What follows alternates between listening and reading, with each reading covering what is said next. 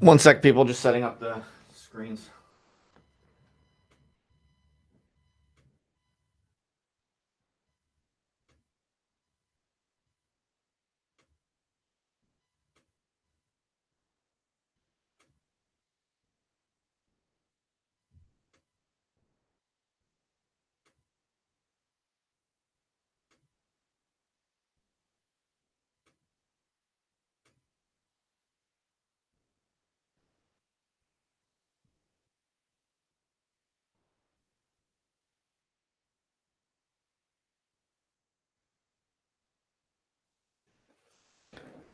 Yo, Victor, my Discord server was shut down, by the way.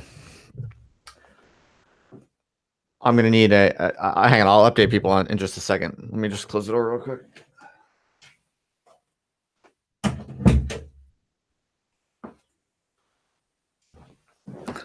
All right. So we have a guest featuring joining us. Whether this live stream is going to feature someone named Justine Brown, who is well, I'll tell you about her in a second. But since she's waiting, I want to give a quick update to say that my Discord server was shut down, and so a bunch of people are messaging me about, oh, did you kick me out? What happened? Whatever. So there's a lot of confusion. I just want to clarify for everyone watching this now and watching it later, if this is the first time you're hearing about it. I did not kick anyone out. There was nothing happened. I didn't do anything that I'm aware of, but my Discord server was shut down. So yeah, if you hung out in there, very sorry about that. But I'm also quite annoyed by this. So, but to be honest, it's not that big a deal because you see, I was very clever in asking everyone to give me their email when they joined the Discord server. So now I can easily message everyone who was in there to let them know what's going on. I just haven't gotten around to do it yet. So, yeah, it's kind of funny because I have no idea what I did wrong, but it kind of makes me feel like cool. Like I'm like I feel like I'm freaking Alex Jones or something like that. I have no idea what happened.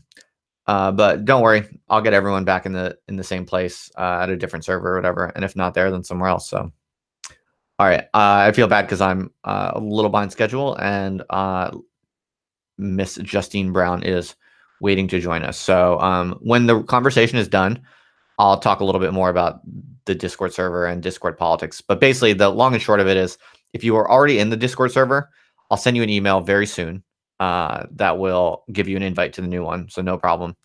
And for those of you who maybe weren't already in my first Discord server, now is a great time to get into the new one. So just shoot me a DM on Twitter if you haven't already been in there. I'm happy to bring you into the new one. When they try to shut you down, just come back bigger and better. So if you operate on that kind of policy, you'll never lose anything.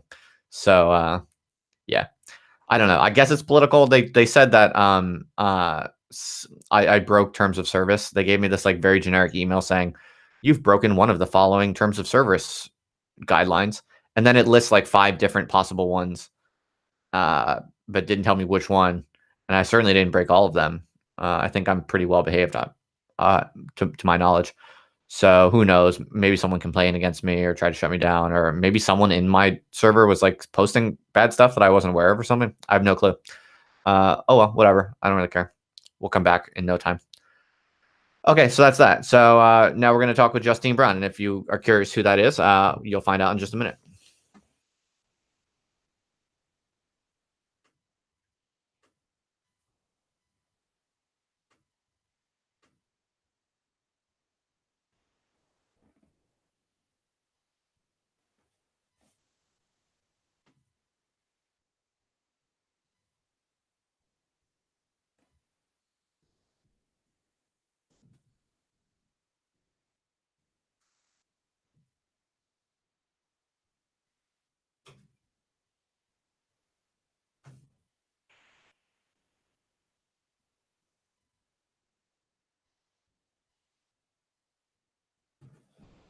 Oh my gosh, there's someone in the chat with an avatar that is my face. That's pretty ridiculous.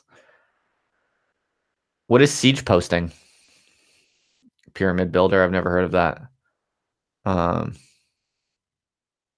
Nas balls should not be in universities, says Imundo. who has a Justin Murphy face. I completely agree. Nazballs, highly inappropriate for them to be in academia. If you know of any, let me know. Very problematic. Yeah, people thought that I'm a Fed, but now they're learning that I'm not a Fed. I'm a persecuted minority. I'm basically Alex Jones, basically. Thanks, Oswald. I'm glad that you liked the John David Ebert interview. That was a good one. He was fun to talk with.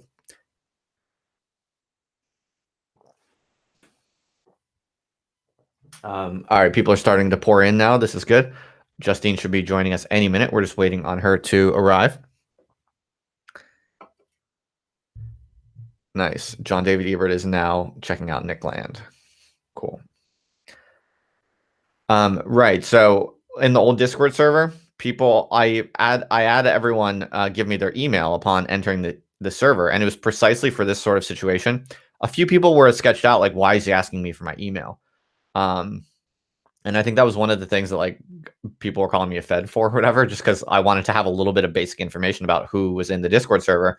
Also, because I wanted to be able to contact them outside if, you can't trust any of these platforms, right? So like you need to collect your own information to stay in touch with people whenever you're shut down by these whimsical big platforms. So I was very smart to do that, evidently, because if I hadn't collected those emails from people, then I would have no way of getting in touch with people. And now that we've all been disconnected. So Eddie Murphy thinking meme. Booyah. So yeah, it's funny, man. These big platforms, like I suspect that I don't know why Discord would shut me down. It's a very good question. But they did.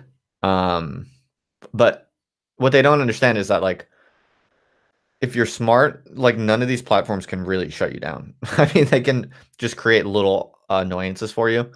But if you're smart about, knowing who your people are and staying in touch with people through other, you have to diversify your connections with people. That's definitely something I've learned over the past few months. When you're interacting with people and when you have a community on the internet, you want redundancies built into the system so that they can't take you out at any particular node. I think Alex Jones, for instance, like definitely knew this because he has his own app and shit like that. Like he's like he has his own integrated system. So if you think about it, it was probably really good for Alex Jones to get kicked off all those platforms because back then he had all these different people on different platforms. But if you like Alex Jones, then once he gets kicked off all those platforms, all those people have to go directly to the source. So those people directly go to his website, directly go to his mailing lists, directly go to his iPhone app or whatever. So all the big platforms really did was actually increase the directness of his relationships with his listeners and his community or whatever. So I'm obviously like I'm nothing like Alex Jones, but as someone who's kind of like creatively making stuff on the internet, everyone who's creatively making stuff on the internet is vulnerable to these sorts of problems. So as one of many people who do that, I'm kind of starting to see like the inner logic of how these things work. And it's a slight inconvenience when they kind of kick you off or shut you down on one platform, but it's not that hard to just restart on a different account. But then you're even kind of like quote unquote bigger because the people in your community also are offended and annoyed. Like Discord for a while was seen as like quite a free speech place where they didn't really hassle people. Now they seem to be really cracking down on all kinds of stuff that doesn't make a lot of sense and it's not really good or fair or necessary.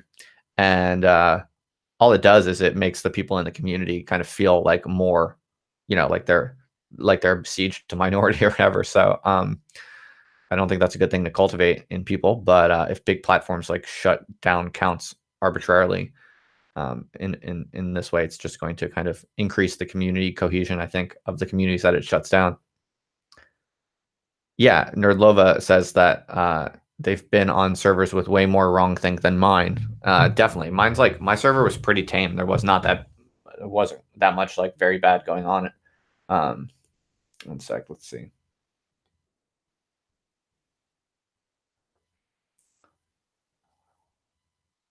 Okay, Justine is joining. She's just getting her computer sorted, I think. Yeah, so my server was like quite mild. really was, you know, especially because since I had that kind of intro survey. By the way, if you want to join in the future, the Discord server, yeah, there's just a little quick survey that I ask people to take, and you don't have to give like your real name or anything like that, but that really kind of discouraged a lot of like the riffraff, if you will, like really, how should I say, trolls, low effort trolls. Mostly didn't come into my Discord because low effort trolls who want to like scream, whatever, like neo-Nazi triggering nonsense or whatever. um, they're not going to put in the 30 seconds of hard work that's required to just fill out a little survey and give an email. So yeah, my Discord server was relatively, it wasn't moderated. Like I let people say whatever they want. I don't care, and I don't really judge, but it had that kind of little bit of filtering mechanism. So it was relatively high effort, high thoughtfulness kind of place. And to my knowledge, there was no one in my Discord server who was like, an actually super bad person with really problematic, super problematic beliefs. There were a few people definitely who have like, maybe politically incorrect beliefs. There was definitely like a lot of politically incorrect stuff floating around, but pretty like common, normal thoughts that most honest, educated people in private at least agree to be reasonable. So I thought the standard was quite high actually as far as Discord servers go. So yeah, I think it's a bad sign. I think for Discord, it's a bad sign that an account such as mine, with that filtering and relatively high quality control, for that one to be shut down is a pretty bad sign for Discord. It makes me wonder, if they're really going to maintain for very long their reputation for being a free speech place.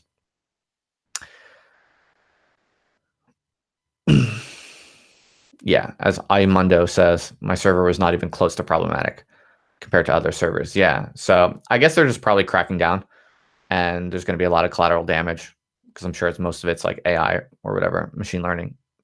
So there's going to be some error rates at what gets what gets flagged.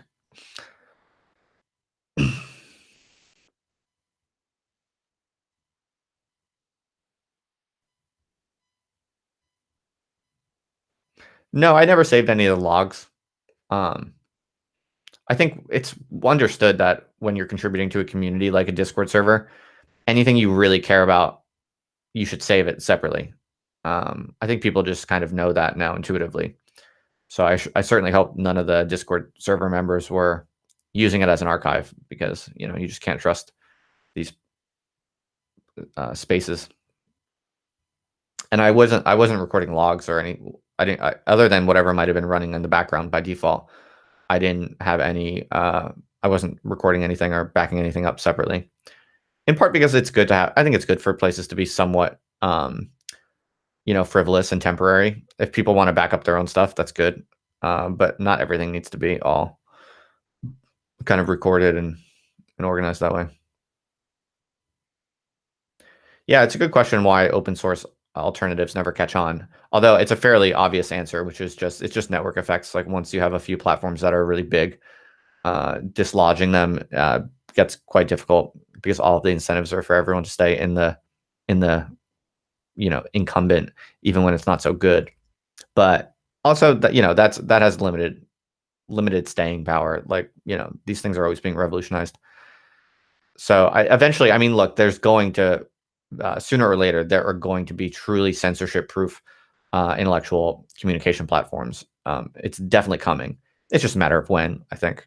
So yeah, I got to check my email, make sure that Justine is not having any problems. Let's see. Okay, she's just using a different computer. No worries, Justine. I can easily entertain the masses while Justine is getting sorted. So I'll give you a little bit of an introduction. I don't know that much about Justine, but she seems like a cool, smart woman. She has an interesting history, and that's kind of, I think, the basis for why we're going to be talking. She started off in her early life living in kind of back to the land, radical communist communes, off the grid kind of thing, like back in the 70s, I guess it would have been.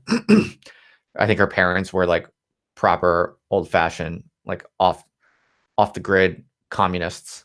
So she lived in like bohemian communes early in life, and then she got into the punk scene. So I think she was like a proper kind of like punk rocker, and then later kind of transitions into like trad Catholicism. So we're gonna ask her more about this. Hello, there we go. Justine, how you doing? You all right? Your headphones on. I'm good. Right. Hi. Hey, how you doing? Can you hear me okay? Yeah, I can hear you fine. All right. How's it going? Good. I hope Just you having a little yeah, no worries. just having a little technical difficulties, you know. There you go. Yeah, no worries at all. I got nothing but time. Excellent. Can you hear me okay now? Yeah, I can hear you well. You can hear me? And you sound loud and clear. Maybe if you could, Justine, you could tilt your camera down just a little bit. You're totally at the bottom. Like so? Yeah, there you go. Yeah. Perfect. Okay. All right. Okay. Grab some So water. I'm looking forward to chatting with you. Thanks for agreeing to meet with me. Thanks for having me on. I'm really looking forward to this. Yeah, definitely. I like your like hot pink earphones. The most stylish earphones. 80s inspired earphones. Nice. I was just introducing you to my audience, and I was just kind of saying that I don't know too much about you, and we've just kind of emailed very briefly. Our kind of mutual friend or common denominator is the distributist, and That's right. yeah, so some people here might know of the distributist, and so Justine and I kind of got connected through him more or less, implicitly anyway, and so yeah, I don't know too much about you, but I was just telling them the basics of, your story and what's interesting about you. But maybe we could start by, I could ask you to put it in your own words, like what's your story? Right. Okay. Personal story? Sure. Start with that. Yeah. Okay. So I always describe myself as having been raised in Bohemia with a small b, because I had parents, my mom in particular, who is very fully committed to this anything 1960s inspired and everything that came out of that. So I had a front row seat for all the action. Ranging from just bohemian life in London. My mother's a novelist. My father was an actor. Now he's a musician. We went and lived in Spain and in Ibiza and Formentera when I was a little child. We ended up living on communes. My mother was an sort of, I guess, second wave feminist. She got involved in New York City with the Betty Friedan's and Gloria Steinems of this world. We lived on some communes that were Gestalt therapy inspired. That was part of it. We later got involved in the Back to the Land movement in the early 70s. So we went and lived. So this is you and your parents together, or what? Well, by this time, my mother and father had split up. Actually, they split up quite early in the whole story.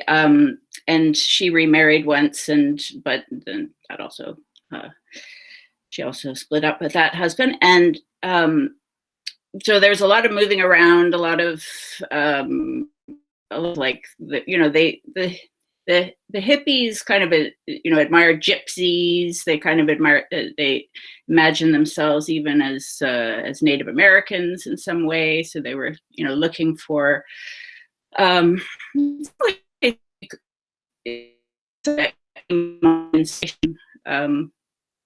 so after we lived in New York City, we went back to Canada, which is where my mom's from, to the Vancouver area, and we lived on a kind of artists' commune outside Vancouver in the forest.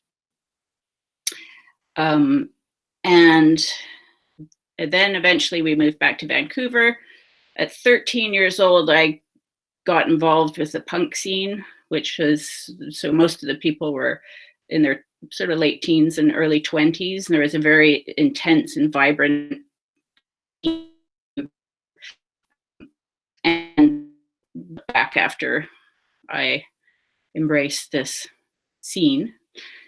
But then as time went by, I got, I saw, I guess I felt a lot of the dark elements were very corrosive, and the kind of chaotic elements were very corrosive. And as I got older, I started to look for, first of all, like looking to embrace a tradition, academically and intellectually, but then eventually in terms of Catholicism as well.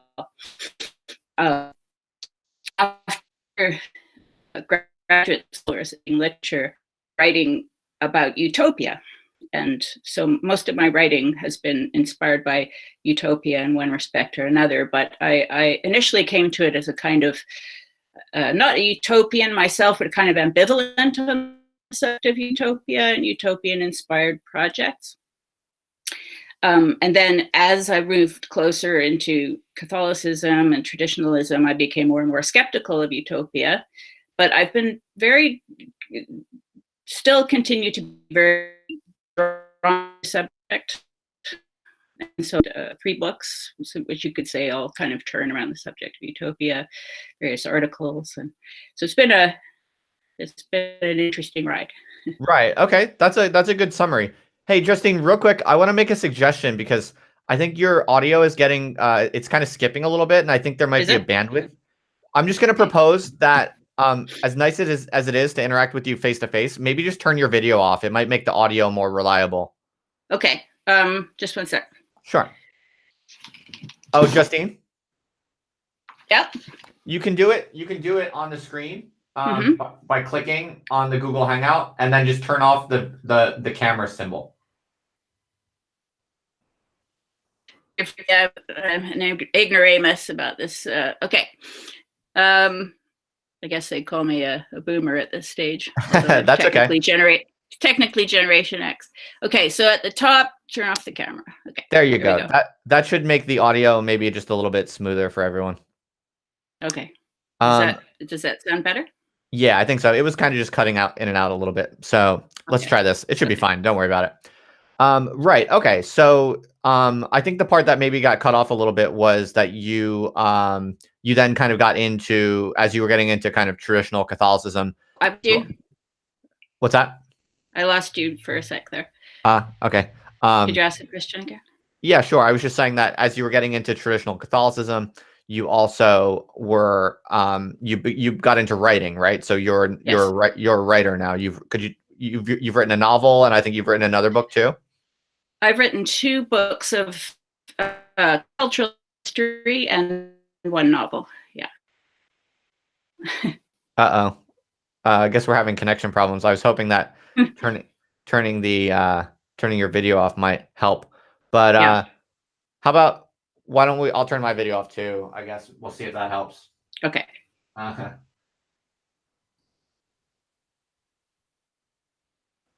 All right. So yeah, you were just saying. You were saying that you've written 2 books. Is that right? I've written 2 books of cultural history and 1 novel. Right. Just could you summarize again what the books were? Okay. The first book was an account of utopian communities in British Columbia. It's called All Possible Worlds. Right. The second one is called Hollywood Utopia, and it's about utopian thinking and the and the third one is a novel about the Back to the Land experience. Right. Okay, cool. So how did you first get into, what was your first exposure to Catholicism then?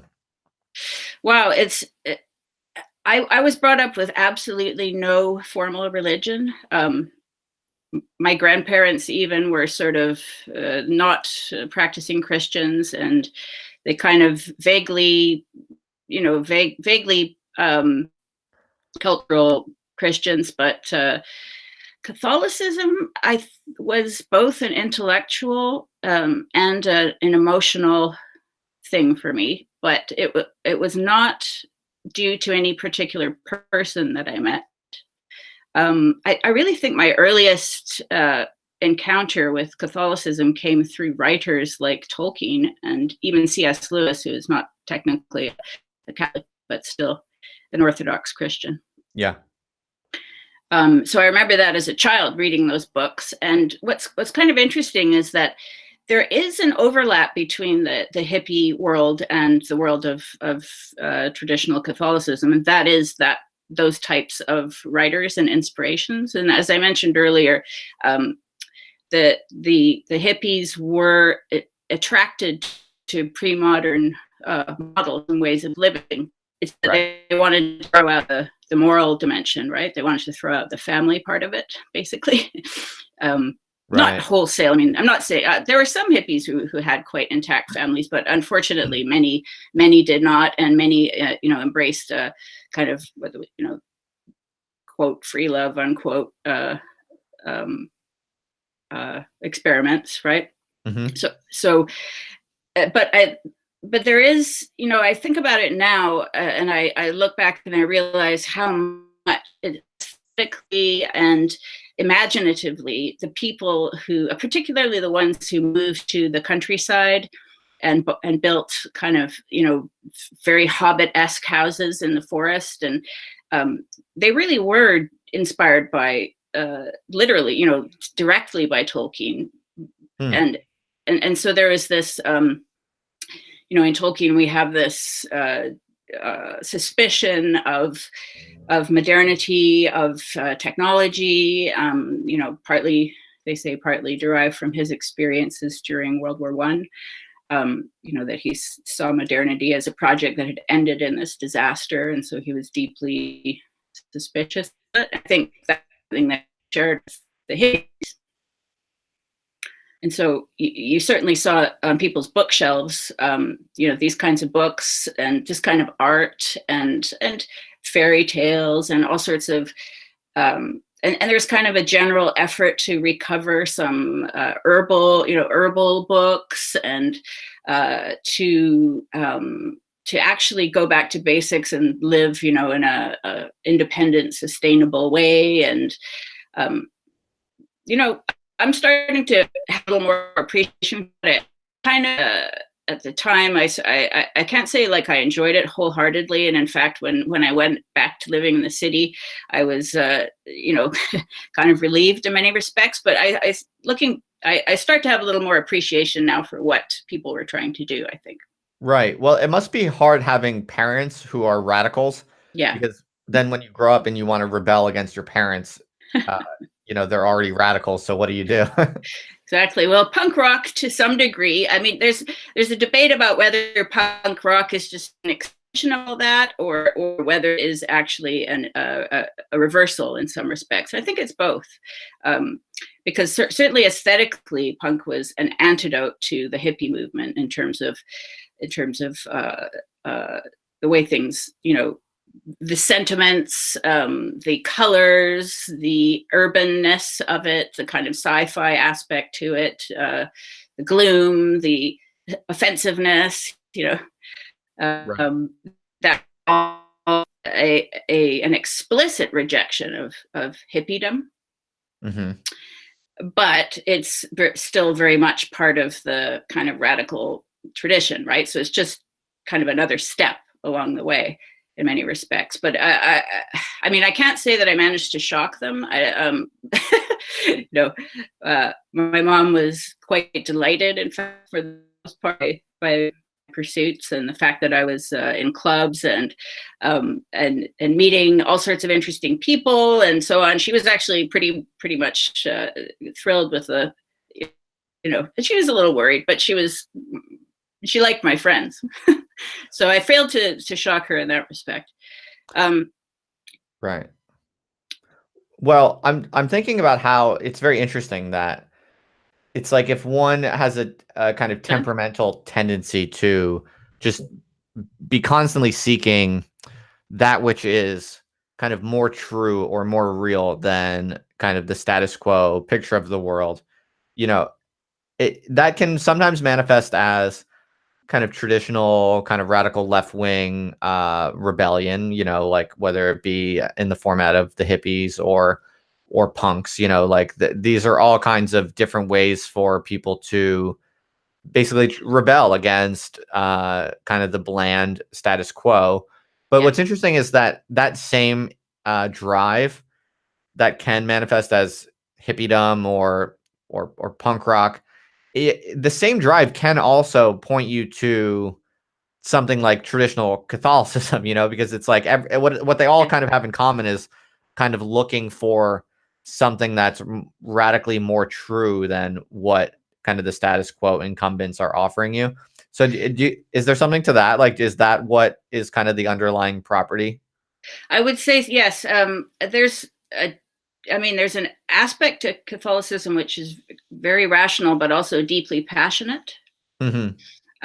And I do think that I suppose that hippies and punks found unsatisfying or banal or rigid.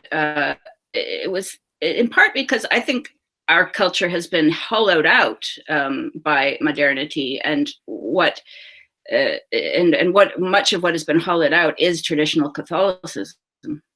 Mm-hmm. A kind of, there's been a move away from that fullness of meaning, that richness, also loss of our traditions aesthetically. I don't. I suppose I'll just say what I think. I mean, I think Sure. While Protestantism has, for example, very beautiful music and a very beautiful poetry, I do think that their rejection of images has been really a great loss and disaster. And I noticed that a lot of the people involved in the 60s and 70s go on these kind of exotic quests to India, for example, and embrace mysticism, and they got into meditation, etc. But actually, little do they know, we have a tradition in Catholicism of the same practices which have lost in modernity. So I'm thinking of what's known as contemplative prayer, for example, because in the Catholic Church there are 4 types of prayer, and the 4th is contemplatio. So we have reading, we have which is asking prayer, and also we have we call it meditation, but it's not the same meditation as in the Eastern tradition. When Catholics say meditation, they're talking about thinking about something. So like as in meditating upon something. But contemplatio is the forgetting, right? Like as in the what is that mystical text, the Cloud of Unknowing? Have you heard of this book? I don't know.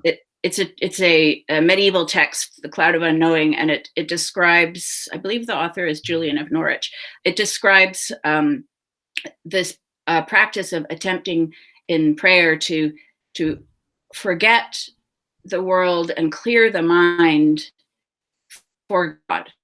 So the practices are almost identical, and in fact today we have Catholic and perhaps Orthodox monks who practice with Buddhist monks, and they find they have much in common.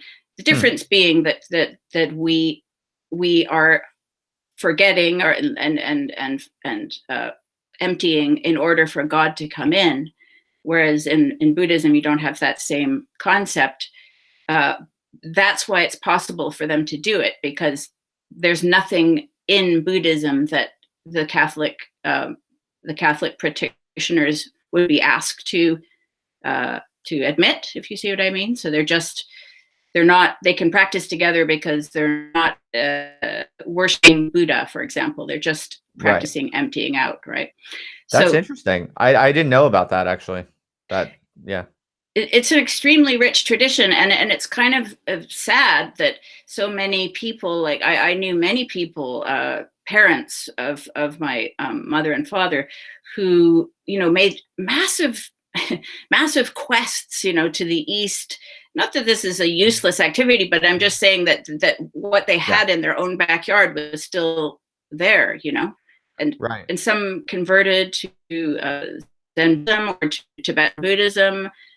In fact, one of my experiences was, yes, a stepmother of mine lived at Zen Center in San Francisco, and which is in the center of the city. And they have quite an interesting, they have a monastery and so on. And she was living in that community with my half brother and stepsister, and that provided a lot of stability for them. And it's just that, again, this rich tradition is there in Catholicism and Orthodoxy.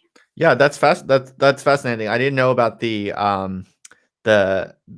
meditative meditative form of prayer. I think I was vaguely aware of the four forms of prayer, but never looked into it too much. So yeah, that's fascinating. Now, are you today are you like writing full time, or do you have another job, or what's your current setup? I'm just curious. Currently, I'm focusing. I've just started a YouTube channel, Justine Brown's Bookshelf, and I'm writing videos for that at the moment. Oh, cool. That's Yeah, I'll put a link to that in the description for sure. Thank you. I'm just trying to get it off the ground.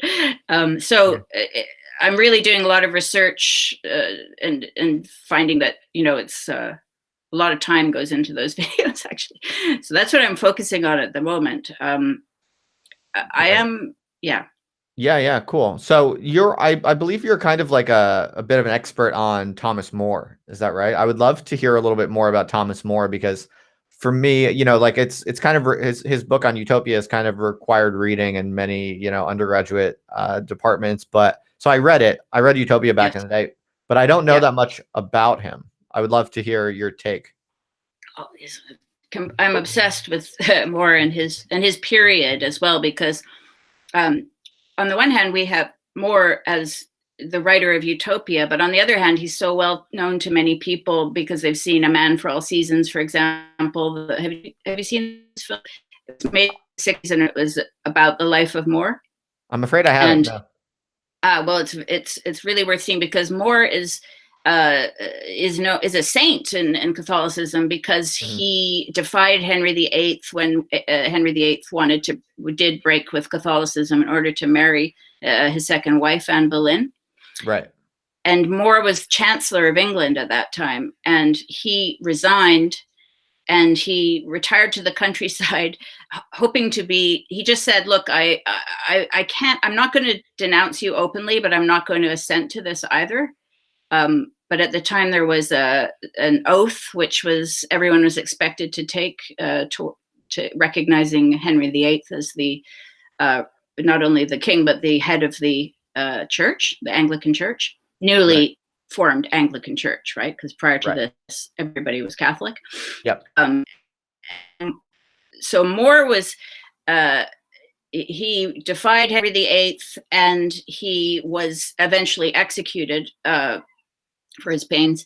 But he was such a famous humanist, and this shocked everybody, including Europeans, because he had been he was very close friends with Erasmus, for example, the great Dutch humanist. His book Utopia had made him very famous. And in fact, he was invited to court. He was a lawyer, but he was invited to court because of his fame as a humanist and his having written Utopia. So everybody, all eyes were on Henry VIII, and this is probably his most unpopular execution. But the book is Ruskin called it the most mischievous book ever written. And I think it's because it's such a mystery. It's it's not what it appears to be, and yet it's not. It's very hard to interpret. So it was written in Latin originally, and it describes the first half is a kind of discourse between More and some real people, but it's sort of a fictional discourse on the art of government, among other things. But the second half is a description of a fictional country, Utopia, and so More is the person who coined the word Utopia. And Utopia is a play on two Greek words, and this is absolutely key because one of those words means a good place, as we would expect, and the other word, though, means no place or nowhere. Right.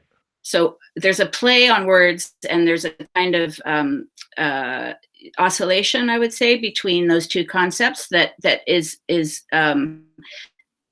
reproduced at many levels throughout the text. So you have a series of jokes, joke names. Oh, my cat! Sorry, oh, God, sweetie.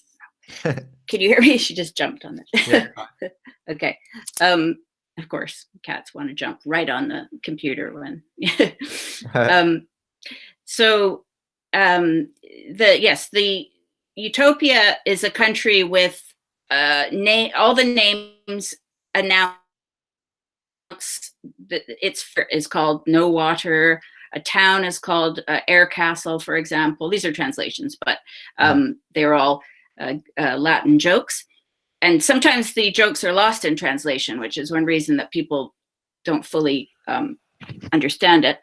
Not that it's really possible to fully understand this book because it is indeed very ambiguous. I personally think that I see it as a mock travelogue because it was written just in the wake of the discovery of America, and there were number of travelogues coming out of that discovery. For example, Columbus and Amerigo Vespucci had written a number of descriptions of their experiences in the New World. And of course, people were fascinated by this. And but, among Columbus's other descriptions, he would, for example, say, I saw several mermaids on my way, and so there was, or people would, describe things that were fantastical in varying degrees.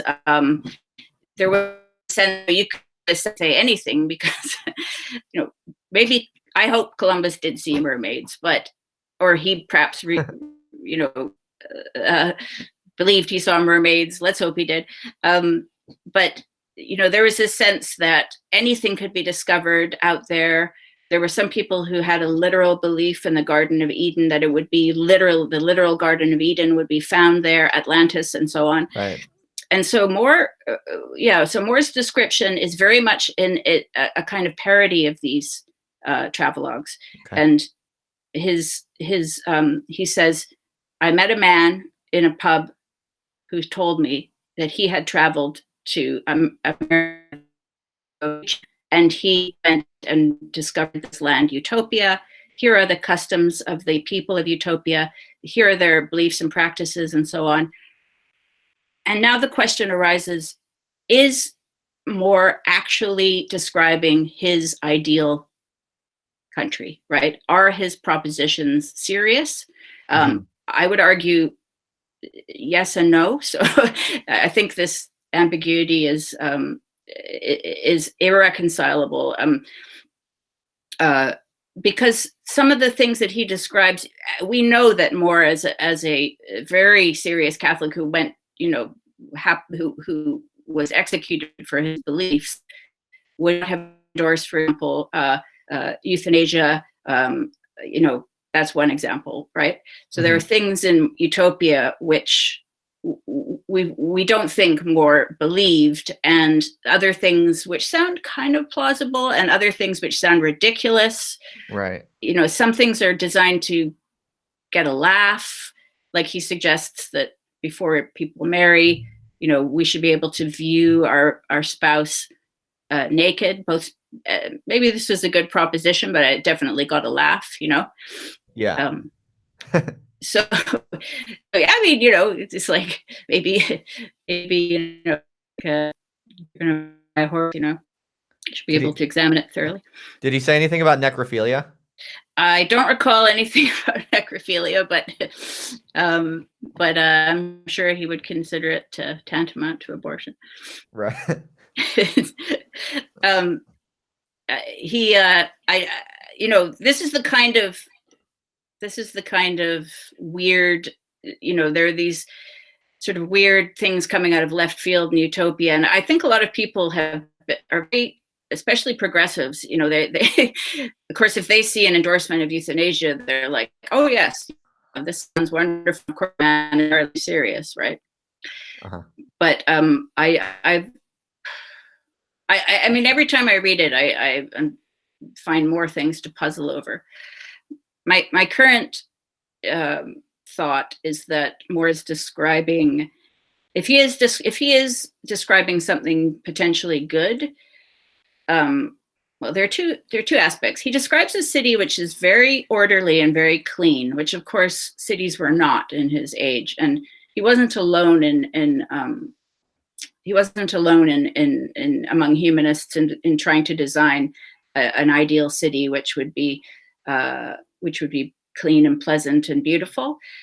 So I think, and from what I know of Moore, when he worked as a lawyer and politician in London, he actually, one of his most important projects was a project to improve the sewers in London, which at that time were very scandalous and unpleasant. And so I do think he had a serious interest in making the city more livable and more beautiful. And there were many Italians who had ideal cities, including Da Vinci. So I think that, sounds, I think people sort of overlook that because they forget how unpleasant and nasty probably cities were in Moore's time. But if he is serious, to the degree that he's serious, I think he might be describing a kind of monastic life for married people. Okay, interesting. This is something, something I'm thinking right, because I'm thinking before he got married, he went to live with the Christian monks in London. The Cartesians actually were also Henry VIII, and they later resisted Henry VIII, and they were horribly tortured to death. That was a I can't remember if that happened before or after Moore's own execution, but oh wow. But he went and lived with these people, and he tried to discern whether he had a vocation to monastic life, but concluded that he could not live without a woman's love. So he wanted to be married, and indeed he was a great fan of marriage. His first wife, when she died unfortunately in childbirth, and he got married again quite quickly, and a lot of people said that was a bit fast, but he was very he just wanted to have a woman in his life. So you were allowed to do that back then? You weren't expected to be a full widower? house. Repeat that? I wasn't sure if you were allowed to do that back then. You weren't expected to just be a widower? No, you could remarry, but you were sort of expected to observe perhaps a period of mourning. And I think that's where Moore surprised people, that he didn't really observe the requisite year, I think. Okay. He's like, yeah, I'm over it. I got Utopia to build. No, Sorry? just kidding. I'm just kidding. Bad joke. Go on. Okay. So, where was he? Yes, with the so his wife the died. thing is that Moore, yes, his wife died, but he did, admire the monks, spend a lot of time with the monks, and really consider their way of life. And he built a wonderful house in Chelsea, which I am very interested in because it sounds a bit like an artistic community. He actually had Erasmus when he lived there. He came and lived there and wrote In Praise of Folly. Holbein came to stay at the house, and he painted some famous pictures of Moore's family. He had a fool, which, for a low level, he was a Sir Thomas More by that time, but he was not a nobleman. He had a fool, which makes me wonder how common it was to have fools. It's kind of interesting. So he ran a school for his daughters and sons, or rather, I should say, sons and daughters. So he believed in female as being educated. So he invited women from other households to come as well, and men as well. And so the house was a real, going concern. It was very productive culturally. And so going back to Utopia, what he describes is a kind of communal life where people live in families, live in large groups in houses together, almost like what we would call today cohousing. So are you familiar with that model? A little bit. The co-housing model? Yeah, I think so. It's super interesting. I mean, that's something we could talk about as well. Yeah, sure. Tell me real quick, what is it exactly? So co-housing is, to my mind, the best of, it unites individual property with communal. So the idea is you have a communal piece of land and a communal house where people can meet, but you also have individual plots of land where families can have their individual homes. So people are not obliged to eat together every single night, and they can have their own stuff and everything, but they can also have a shared existence and a communal space, and that, I think that's very attractive.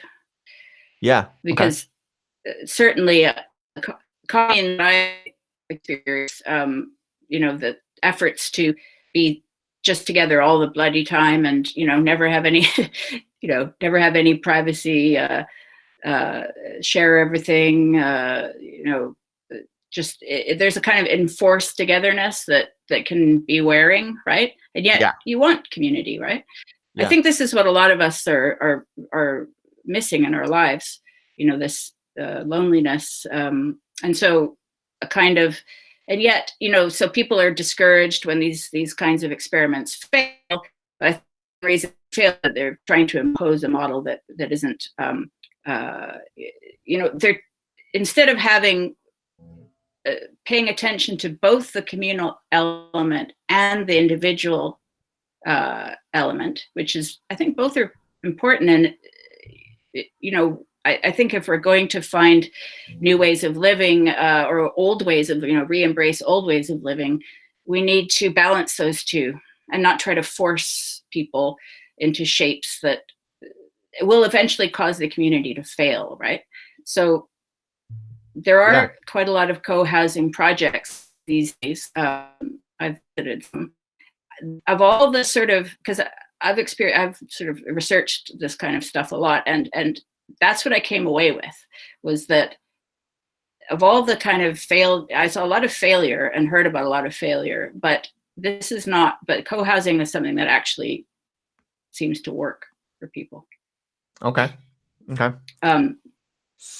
So one thing that I'm just kind of thinking about as I'm listening to, especially when you were talking about Thomas More and utopianism, is that, I tell people that I'm like a Catholic, but I'm also a communist. And to me, like, Catholicism and communism have so much in common, but you don't see that many Catholic communists. People are always kind of like, they think I'm just being like weird or provocative, or just trying to be like, I'm trying to be like contrary. Like I'm just trying to be like an interesting contrary type of person or something like that. But I think there's a lot of like genuine overlap, and I've talked with a few people now who are kind of like radical left, kind of communist leaning, but are also Catholics. And I think the Thomas More example kind of brings it into relief, because what communism and Catholicism both have in common is this kind of passionate orientation towards the ideal, and kind of taking an ideal to be kind of so real and true that it makes all of the kind of normal currently existing stuff seem, kind of flimsy by comparison, and relatively fake and artificial. And even though the destination of whether it be communism or Catholicism, like the actual ideal communist social organization, or the endpoint of Christianity, these are always sort of like far off, intrinsically somewhat utopian destinations, and that's not to in any way belittle or metaphorize like the truths of Christianity, but there are all of these kinds of intrinsically kind of far off eschatological components in communism and Christianity, and nonetheless one orients oneself to them as if they are real, as if they are necessary, as if they're kind of here and now, but unfolding or something like that. Well, I mean, there's certainly parallels. You're cutting it in and out a little bit, but I think I've got the gist of what you're saying. Yeah, I mean, sorry, I don't know. I guess our connection is just bad tonight. Bad luck, I guess. I think, yeah, I think there's obviously a lot of shared territory there. Part of it is that communism, whether consciously or unconsciously, is a kind of it is a version of Christianity, in that it has this idea of apocalypse and ultimate New Jerusalem, and so it's a kind of secularized version. Right.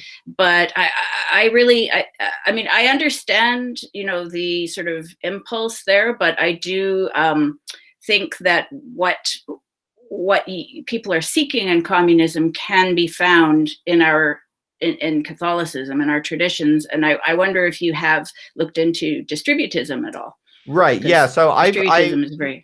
People have kind of mentioned this to me, and I've just been very irresponsible and not really getting around to reading too much about it. But I have looked into it now, and I talked with the distributist, and so yeah, I've become more familiar with this, but I still am fairly unschooled in it. I read a book by Hilaire Belloc a couple weeks ago, so that's something. But I would love for you to tell us more about your take on distributism, if you'd like. Well, Chesterton, Belloc is, of course, the other half of Chester Belloc. They used to call the two of them the Chester Belloc. So Chesterton is very, very important to read. So distributism is inspired by Catholic social teaching, and it presents a. I mean, I'm not an expert in distributism, but I know something about it, and I'm very attracted to it. Actually, the way I found the distributist originally was that I was searching distributism on YouTube, and I found him, and then I realized that he's not just a person who's talking only about distributism, but he's very much inspired by it, and he's a very contemporary version of he's a very contemporary person. I mean, and I find that I really think his work is very good. But so what I find in distributism is this thing that I think I keep coming back to, which is a kind of reconciliation, right? So a reconciliation between the individual and the collective. In distributism, you have it was a pope in the late 19th century who wrote Rerum Novarum. I've forgotten what the name of the pope at the moment, but so he wrote a response to the political tensions of the late 19th century, in particular to Marxism and socialism. Right. And he in which he acknowledged the elements of capitalism that were for the church, and proposed a way forward that was neither nor. And Chesterton and Belloc, amongst in particular, picked up on this, and subsequent popes have expanded upon Rerum Novarum. And so there's an effort in distributism to present a third way that is neither capitalism nor socialism. Chesterton said that what he was very known for is, he was very extremely using what he said is that his problem with capitalism is not that there were too many capitalists, but there were too few. So right. what he wanted to see was, the private property distributed as widely as possible down to the family level. And so there's an emphasis there on the family as the economic unit, private property at a small, let's say, patchwork keyword level, right? Mm-hmm. So he very much inspired by medieval times. And one sort of common thread or one theme was that he talked about how the peasants had their land enclosed and they lost their common land, because their land was enclosed over centuries by aristocrats at one stage. And also there was the element of the loss of the monastery, thing. But Henry VIII, after declaring himself head of the new Anglican Church, he desecrated the monasteries. Right? He took possession. He closed the monasteries.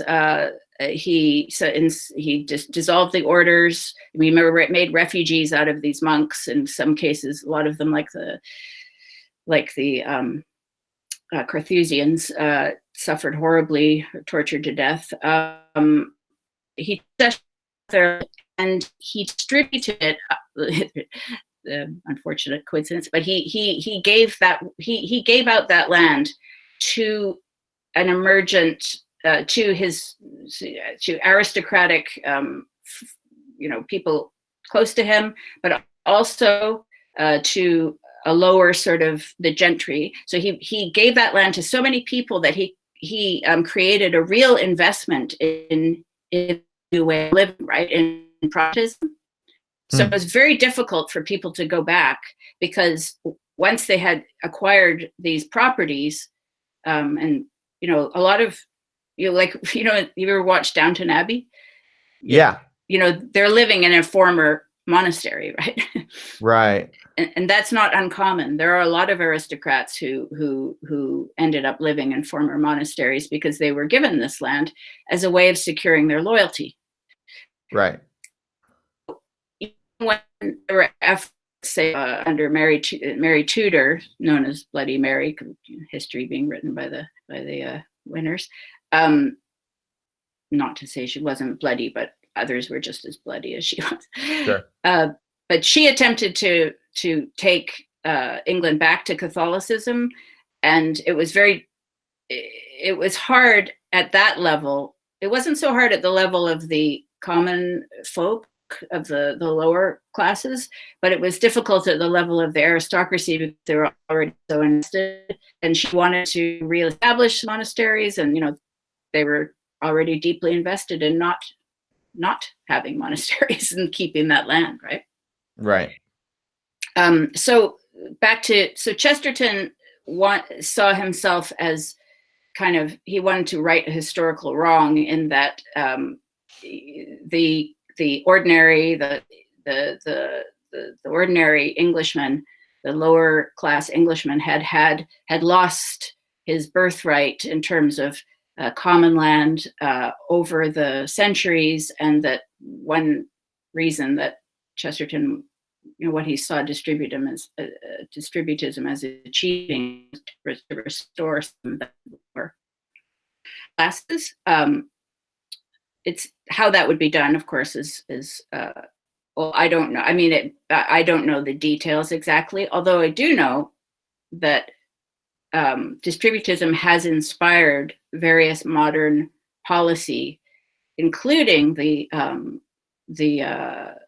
conservatives' effort to help people in England get out of social housing and onto the property ladder by selling them their council houses. Right. Yeah. At a very low rate. That was inspired by distributism? Yeah, apparently. That's interesting. Yeah. That was under Thatcher, right? Yeah. So, actually, I live in one of those places. I live in London, and I live in with my husband in a former council house that was sold to its proprietor at a very low rate, perhaps 50,000 or something, and we wouldn't have a house today. We wouldn't have this house anyway if that So policy had not. Margaret Thatcher was influenced by Yeah. Chester Belloc. Yeah, apparently. Yeah. That's interesting. Yeah. It'd be. I was just thinking. I just had a random idea. It'd be sweet if like the Pope just like made a new state Yes. and made it like a distributist paradise. That would be amazing. Yes. There Like, are some. Isn't Pope Francis like pretty communist? Isn't there like a kind of internal schism where like people don't like him because he's a commie? But I think Pope Francis should just basically like gather together a big territory and make like a communist Catholic state, and like that would be awesome. We should propose this. Yeah, maybe they can do a seasteading project. Have you heard about this seasteading? Yeah, definitely. But I think the Pope can do better. I think the Pope deserves a little bit more than seasteading. I'm sure he could find some. I'm sure he could gather some territory. I mean, like the church owns territory, doesn't like? I'm sure it could put it together. Maybe Vatican City could. Yeah, it'd be sweet if they turned the Vatican. It'd be sweet if they turned Vatican City into like a big communist patch. Yeah, yeah. Well, it's as I say. I mean, apparently the popes have consistently expanded upon that original Rerum, and it's still part of Catholic social teaching. But I think I do see like communism as an aspect, like it's an aspect of what we lost, of what we have in traditional Catholicism. But I do think it's so freighted with its failures that it's hard for me to hear that word without reacting.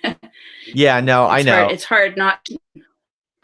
I agree with that. I mean, I find the word like even somewhat triggering, but Are you trying to sort of flatten it a little bit? Well, I guess what I'm kind of trying to do, I mean, I do think that the necessity for equality, for more equalitarian, for a more equalitarian society is very, very urgent. And I do think that there's a really serious, urgent ethical necessity for, like certain forms of really pernicious inequality to be sorted out. And I do think that there's something just a little bit too lame and milquetoast about, just being like a run of the mill kind of like progressive Democrat. Because, everyone, for the most part, making things a little bit more equal is a very widely shared opinion. It's a very kind of common. It's quite common. It's reasonable enough. Yeah. A lot of people think, yeah, things should be made a little bit more equal to some degree. Right. But you think it should go a little deeper than the well, I guess my problem is that a lot of people think that, and that's a widely held viewpoint. So there's a fair amount of kind of popular political power for more equality, Mhm. but there's really no mechanism for forcing that change. And so what happens in the long run is, after decades of lots of people clamoring for quote unquote more equality and progressive social change, after a few decades of that, with no real results, the entire vocabulary starts to just get watered down and feels kind of lame and lacking a charge. And so communism has a charge. Well, to me, it's not just yes, that's right. And but I'm trying to drill down a little bit more specifically into what I'm getting at, which is that I actually do think that it's an absolute ethical urgency. Like we need to figure out a way to do it immediately. And if we don't, like, we're really bad people. It's a really bad society the way things currently are. It's like it's really, really bad. And we need drastic change. We're ethically obligated for like drastic change. And yet all the people who just like kind of talk about progressive social change they're actually secretly quite comfortable with nothing really changing, I think. Right. So to me, communism is just a kind of like, it's just a kind of way to like trigger people. Because of course, everyone thinks, of course, most like rational, educated people think it's just, and rightfully so, think it's just a kind of obviously stupid, genocidal kind of meme, communism. And there's a lot of truth to that. Well, it does have rather a lot of bodies piled up underneath. Yeah, it's true. It's true. But there are a lot of people. Yeah, I don't know. I mean, part of it is also just the I was like actually in the radical left for a while, and I have a lot of friends or was kind of sociologically quite close to a lot of people who genuinely kind of see Marx as you know, like a god, and really see communism and the history of communism as like living ideals. So part of it is also just the kind of sociological fact that I am still trying to talk to those people, basically. Sure. Yeah, I understand. Well, I wish there was a different vocabulary or so. I'm also like increasingly suspicious of just the quality as a. I mean, we usually the word dignity, I think, appeals more because I don't think equality as such. Actual equality is real. But I do think that human beings all have dignity. Whether we can really, it's just one thing. It's not real. That doesn't mean that we should, by therefore, a huge, massive gap in income and in well-being. That doesn't mean that, people being different doesn't follow that they should therefore, there must be a mitigating or ameliorating, a sort of benevolent or generosity and love, and that's, this is where we're charity in the fullest sense, caritas, comes in, with Catholicism, and that, we are deeply committed to the well-being of all human beings. With what I'm very worried about with the history of communism is the tendency for, among other things, for people to, everyone's not up, historically, everyone is just brought down, right? Except for the members of the Communist Party. Yeah, for sure. And I know that people feel like, you often hear this is a bit of a meme that that wasn't real communism, right? Maybe. I mean, maybe there's some. Yeah. What I say is just that at that scale, at the state level, you just can't do it. Like that's what makes that completely insane and stupid and suicidal and genocidal. But right. So yeah, state level. Yeah, I'm completely against any notion of like taking state power or like forcing the sort of stuff at that level. But in small groups, like for instance, like families are essentially communist units. Like everyone gets looked after, everyone gets food, no matter like how bad they are, no matter what. No matter. It's exactly that. It's that no matter what, it's everyone has dignity, and even if you mess up really, really badly, like you're gonna, the group is going to guarantee a minimum floor of resources and dignity for you. Well, your dignity is sacred, but you're going to have guaranteed a basic minimum of resources and basic kind of respect, no matter what. And that has to be absolutely kind of universally available to all people. That's the kind of like necessity and universality and urgency that I really believe in very deeply. And, I think like holding on a little bit to the word communism is kind of a useful way of saying like, no, what is actually ethically required of us as human beings is, in terms of social provision, is actually, it actually is quite extreme. Like it is actually, every person really we really do have to take care of each other. And that's a really radical obligation that I really do think that we have. You can't do it at a state level, and there are lots of ways to do it really, really stupidly and violently and badly. But in some basic level, like there is that radical and absolute obligation of each to the others. And communism basically is just a kind of radical, somewhat triggering word for kind of holding on to the real urgency and radicalism of that obligation, I think. Like, yeah, okay, like let's keep having this discussion about this imperative that everyone is taken care of. And sure, yeah, that, I mean, that I agree.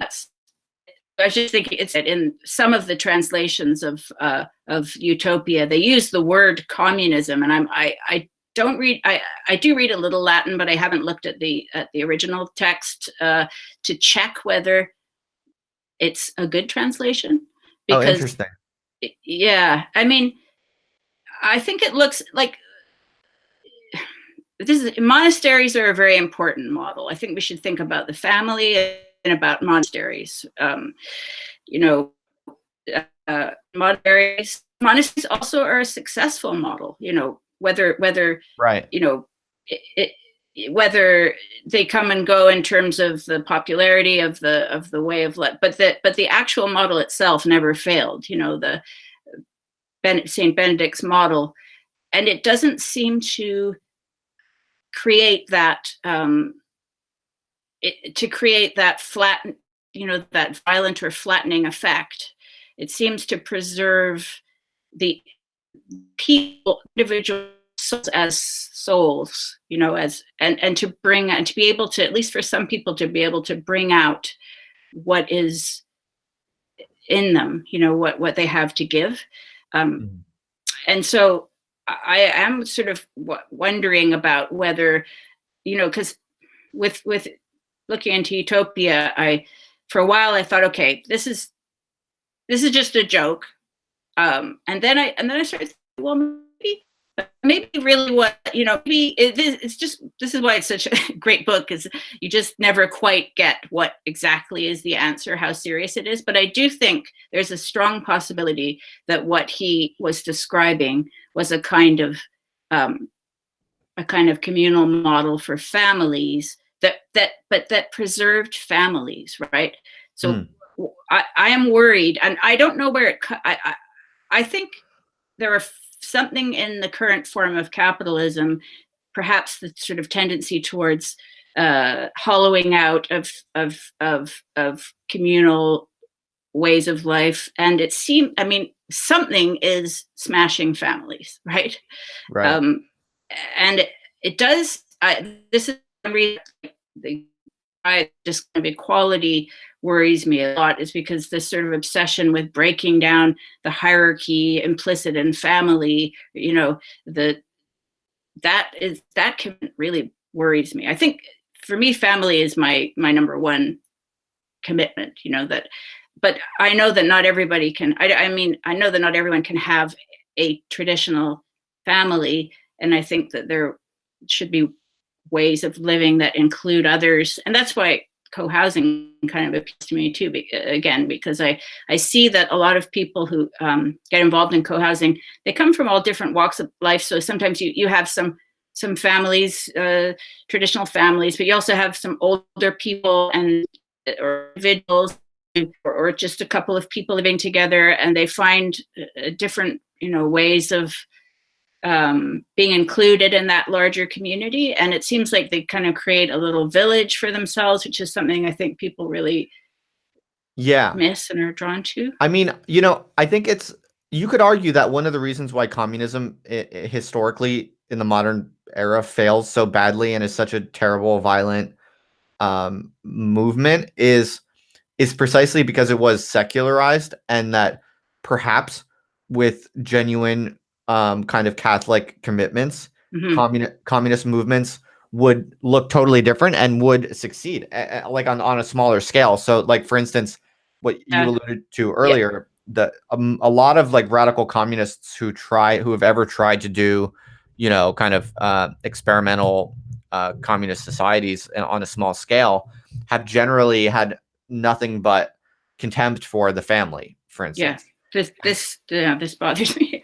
Yeah, no, me too. I mean, I'm very family oriented in the sense that I mean, I don't have kids yet, but I'm, like very I've become a very strong and passionate believer in monogamy and the traditional institution of marriage, just from having been married for a couple years now. I mean, I've been very much transformed by the institution, and I have a totally newfound appreciation for what it really means to be married and to, in that way, kind of initiate your own family.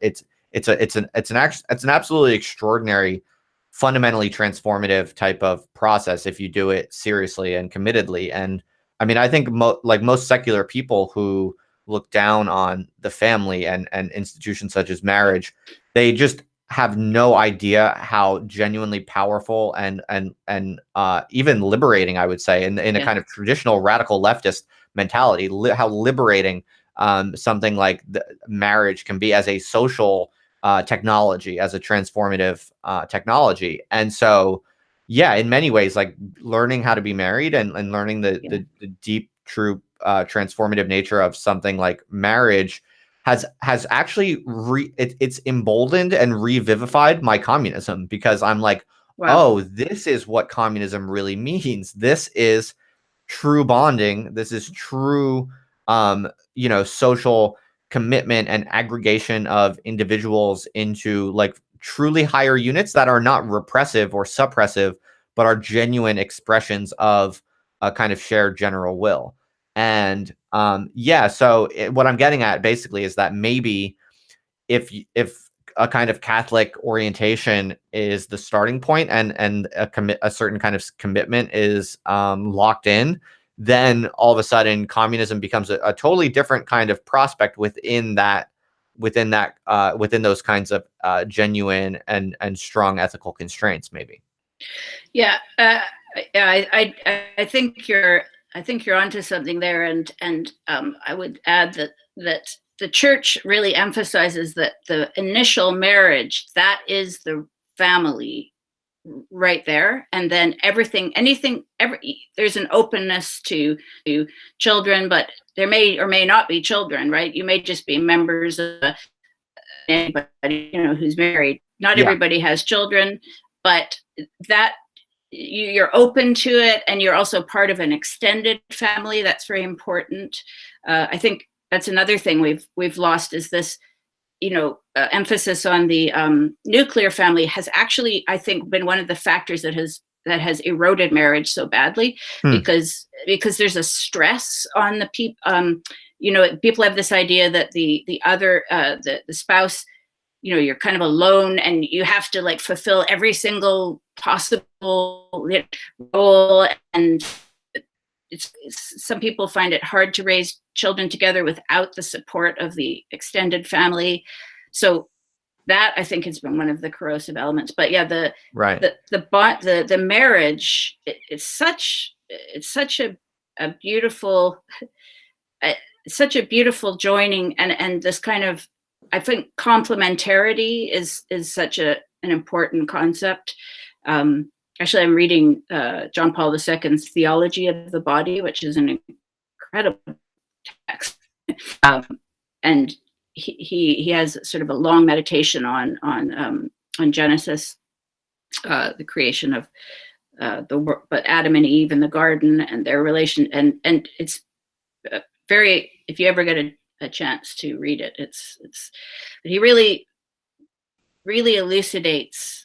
And he sort of builds from the complementarity and the relation, and then from there, what follows because of the particular relationship between men and women, what follows from that, it all grows out of that. I'm about a quarter of the way through it, but I've been married myself 12 years, and it is such, you have to give yourself to it.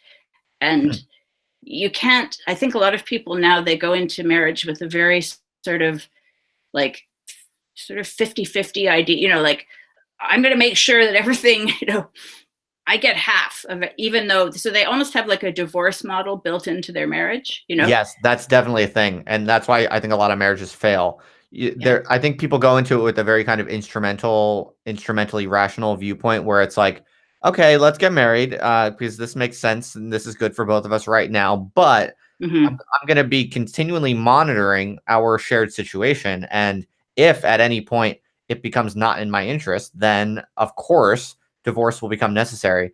But what Right. people don't realize is like, if that's your viewpoint, you're not actually married at all. You don't get it. Like you basically don't get the idea, the fundamental idea. The fundamental idea is that by getting married, you're making a mutual agreement to not do that anymore. Right. and Yeah. and by locking yourself in to something that both parties grant is basically inescapable. To the normal secular person, that sounds so scary and repressive and authoritarian.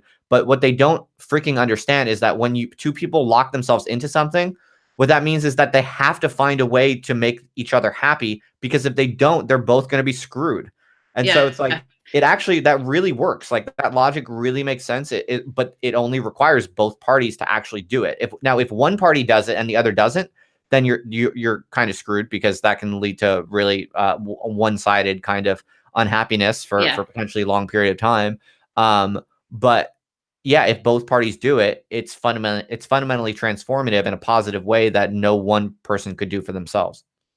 Absolutely. Yeah. And there's this, you understand what it means when,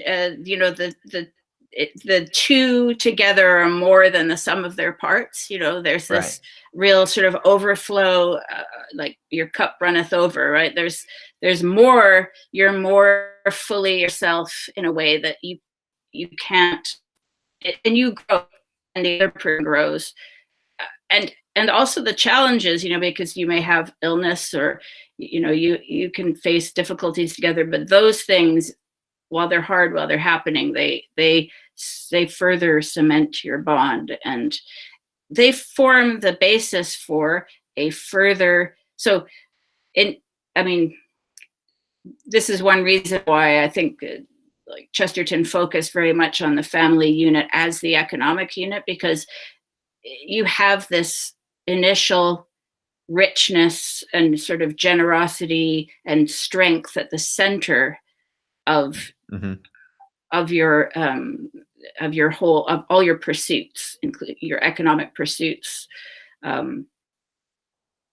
are grounded, founded in this relation, and everything that springs from that. I just think about how, I know some incredible couples around whom a wonderful communities grew up, including their children, but also their friends and their extended family. And without that marriage, it wouldn't have been possible without that, loyal that loyal commitment, which is so, just the generosity of spirit.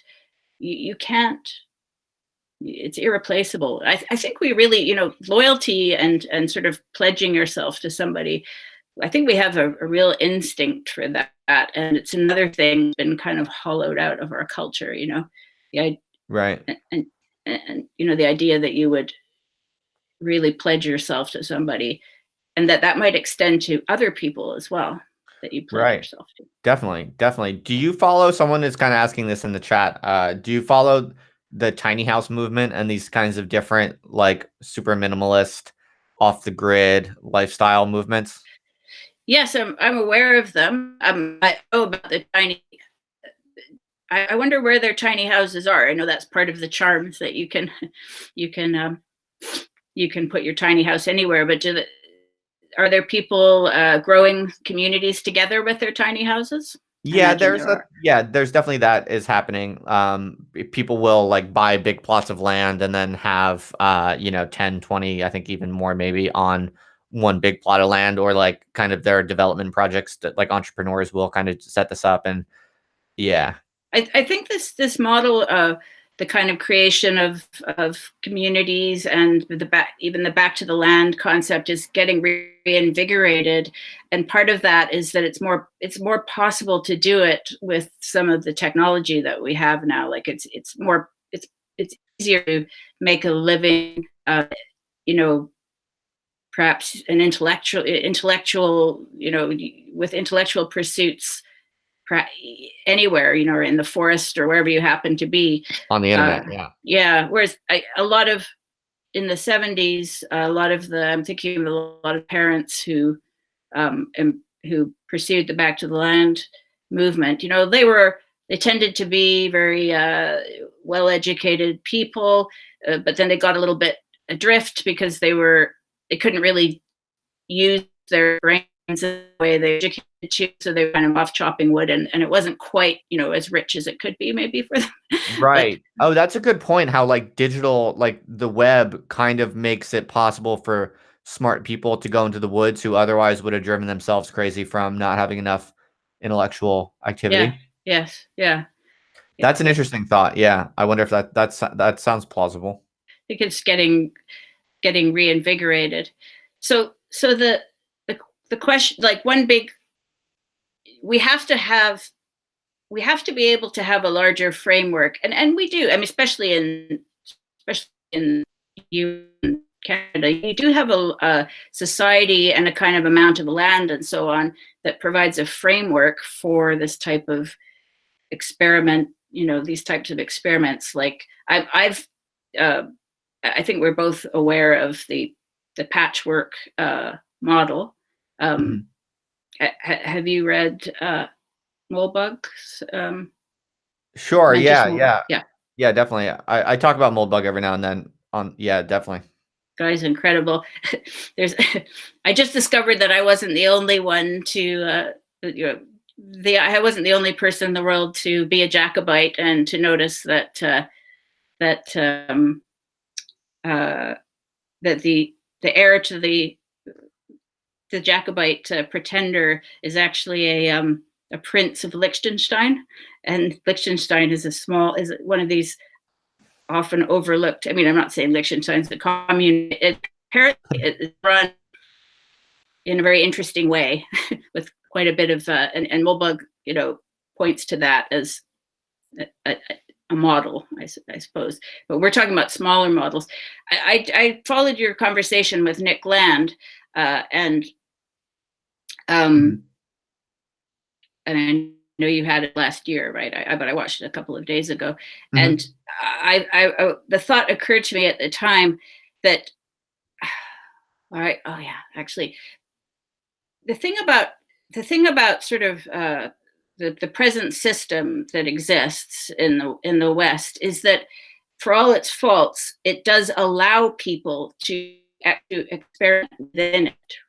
Whereas I don't think the opposite is true of, let's say, North Korea or the Soviet Union. Like if I want to have a patchwork if I want to have, like, let's say, a little capitalist utopia in a communist state, that's not really possible for me, right?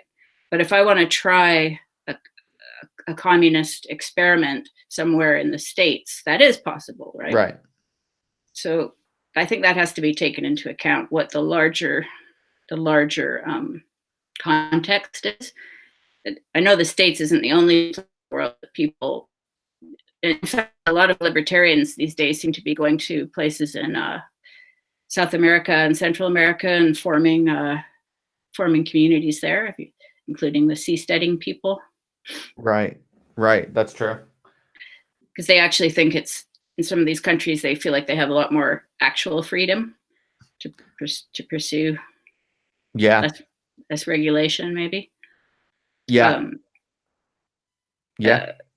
So yeah, the context for the patchwork is important. But also, like I do the smaller sovereign states and smaller experiments within them is much more attractive than big, huge. Yeah, definitely. I mean, that's definitely the model I'm always implicitly operating on, small experiments always. Because if you can't get it to work on a small scale, you don't have a chance of getting it to work on a larger scale. So, and also on a smaller scale, as long as it's small and voluntary, You can only go so wrong. Yeah. You can, like, as long as everyone can exit at any time, you can only go so wrong. It can still go wrong for sure, and there are different types of bad things that can happen, but it's relatively limited potential damage in that sort of setup. I think the reason that oh god. Sorry, you cut out there, so I didn't hear. Was I talking over you? No, it's okay. Go on. One thing that I noticed about like studying all the various communities, utopian communities, and so on. One big mistake for people was the charismatic leader model. Right. Now, the thing about the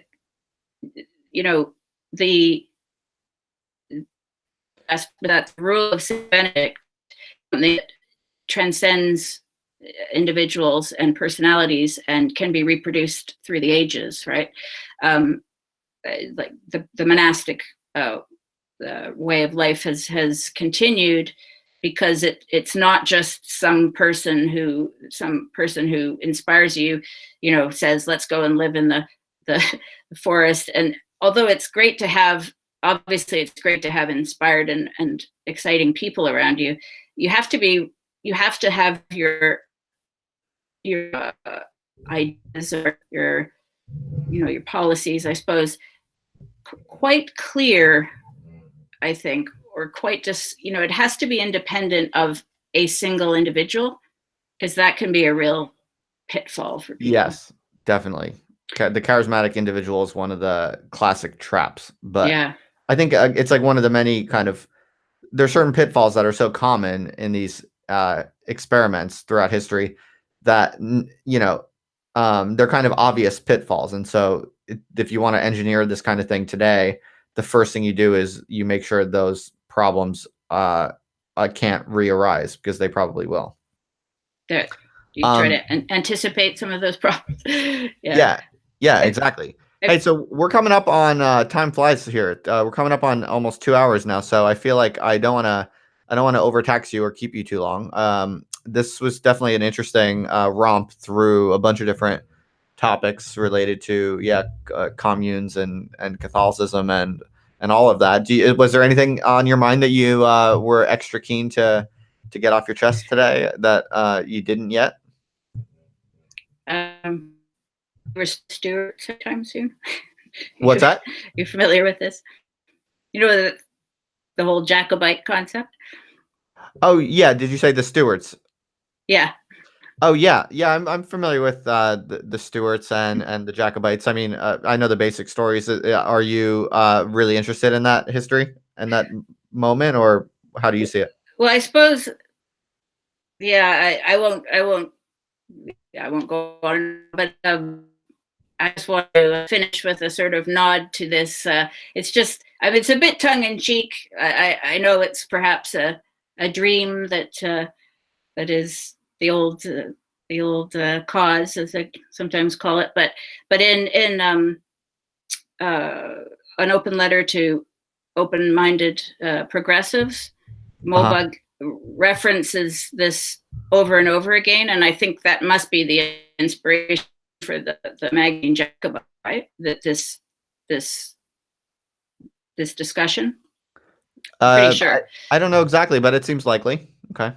Well, so the basic idea is that that the progressive Protestant camp in England stole, the monarchy out from under the legitimate heir, right? The Stuart, who was also a Catholic. Yeah. And ever since then, there has been a person who has a claim to that throne. And so what he does is sort of say that we went astray, like as people, including Americans who have been inspired by, who are an outgrowth of Britain, an outgrowth of British political life, that things went astray there, essentially, right?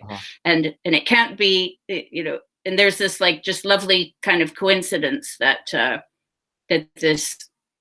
the present heir, who's 21 years old, is the prince of a principality that many libertarians admire as a model. So I sometimes wonder if perhaps we just after in the next few years, do we have any chance to restore the Stuarts? To restore the Stuarts and establish the patchwork. Well, maybe I can get that guy on my live stream. That'd be cool. That would be amazing. Yeah, we do some volunteer work with Knights of Malta, the Catholic group, some soup kitchens and stuff. And there's just a chance that he belongs to that order. So, What church do you go into in London? Sorry? What church do you go to in London? Which what do I go to in London? What church are you a member of in London? Oh, yes. Holy Ghost Parish in Balham. Is it nice? It's very nice. Yeah, it's very family oriented because it's attached to a school. Cool. But yeah, there's a soup kitchen in central London at St. James's Church, which is just behind the Wallace Collection near. And it's they have a wonderful soup kitchen program there that I encourage all Catholics to get them. Cool. And are you writing a new book right now, or what? In the future? I hope so. I'm very interested in talking to others who have had sort of similar, have come out of radical backgrounds and drawn some perhaps other conclusions, or just I'm interested in charting those people. Cool. Well, thanks again for hanging out with me. It's been interesting and stimulating. I was recently, I run a Discord server, which is like, I don't know if you're familiar with that, but it's basically just, like a private chat forum. And it was just shut down yesterday. So it's a little bit of a crisis in my little community. So I have to, when I let you off the phone now, I'm going to tell my listeners more about how I have to reset that up tonight. So yeah.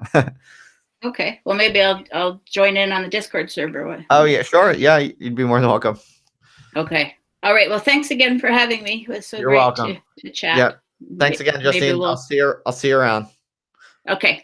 All right. Okay. Later. Bye-bye. All right, people. What's up? It's just me now. So, as I was saying, this Discord server. What I'm going to do tonight is, if you were in the Discord server up until now, I'm going to send you an email, and it will just give you an invite to the new Discord server that I've set up. If you're listening to this and you want to get in on what was really kind of, I think, developing into quite a good Discord server, you're more than welcome to join. You just have to send me a DM on Twitter, and I'll probably I'll give you an invite after I get the old people back in the new one. So yeah, hopefully that should be up and running. I'm going to try to do a lot of that tonight. So yeah, hopefully we'll be back in action in no time. So yeah, that was fun. She was very nice, very interesting. And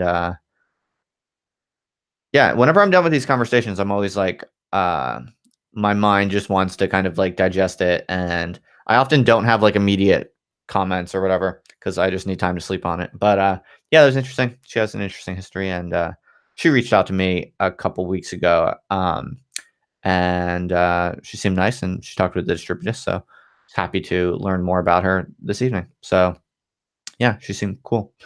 Glad to know her. It's interesting. Like, I thought it was funny how she's a fan of Moldbug. Like, I didn't know that. She didn't mention that in the emails. And it's funny because like a lot of people think of Moldbug and they think about like alt-right, like internet bros.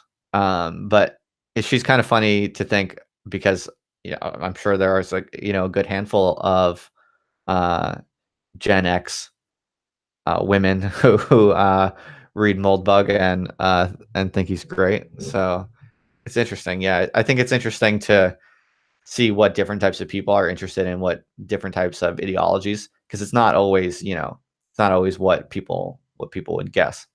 So I thought that was kind of interesting.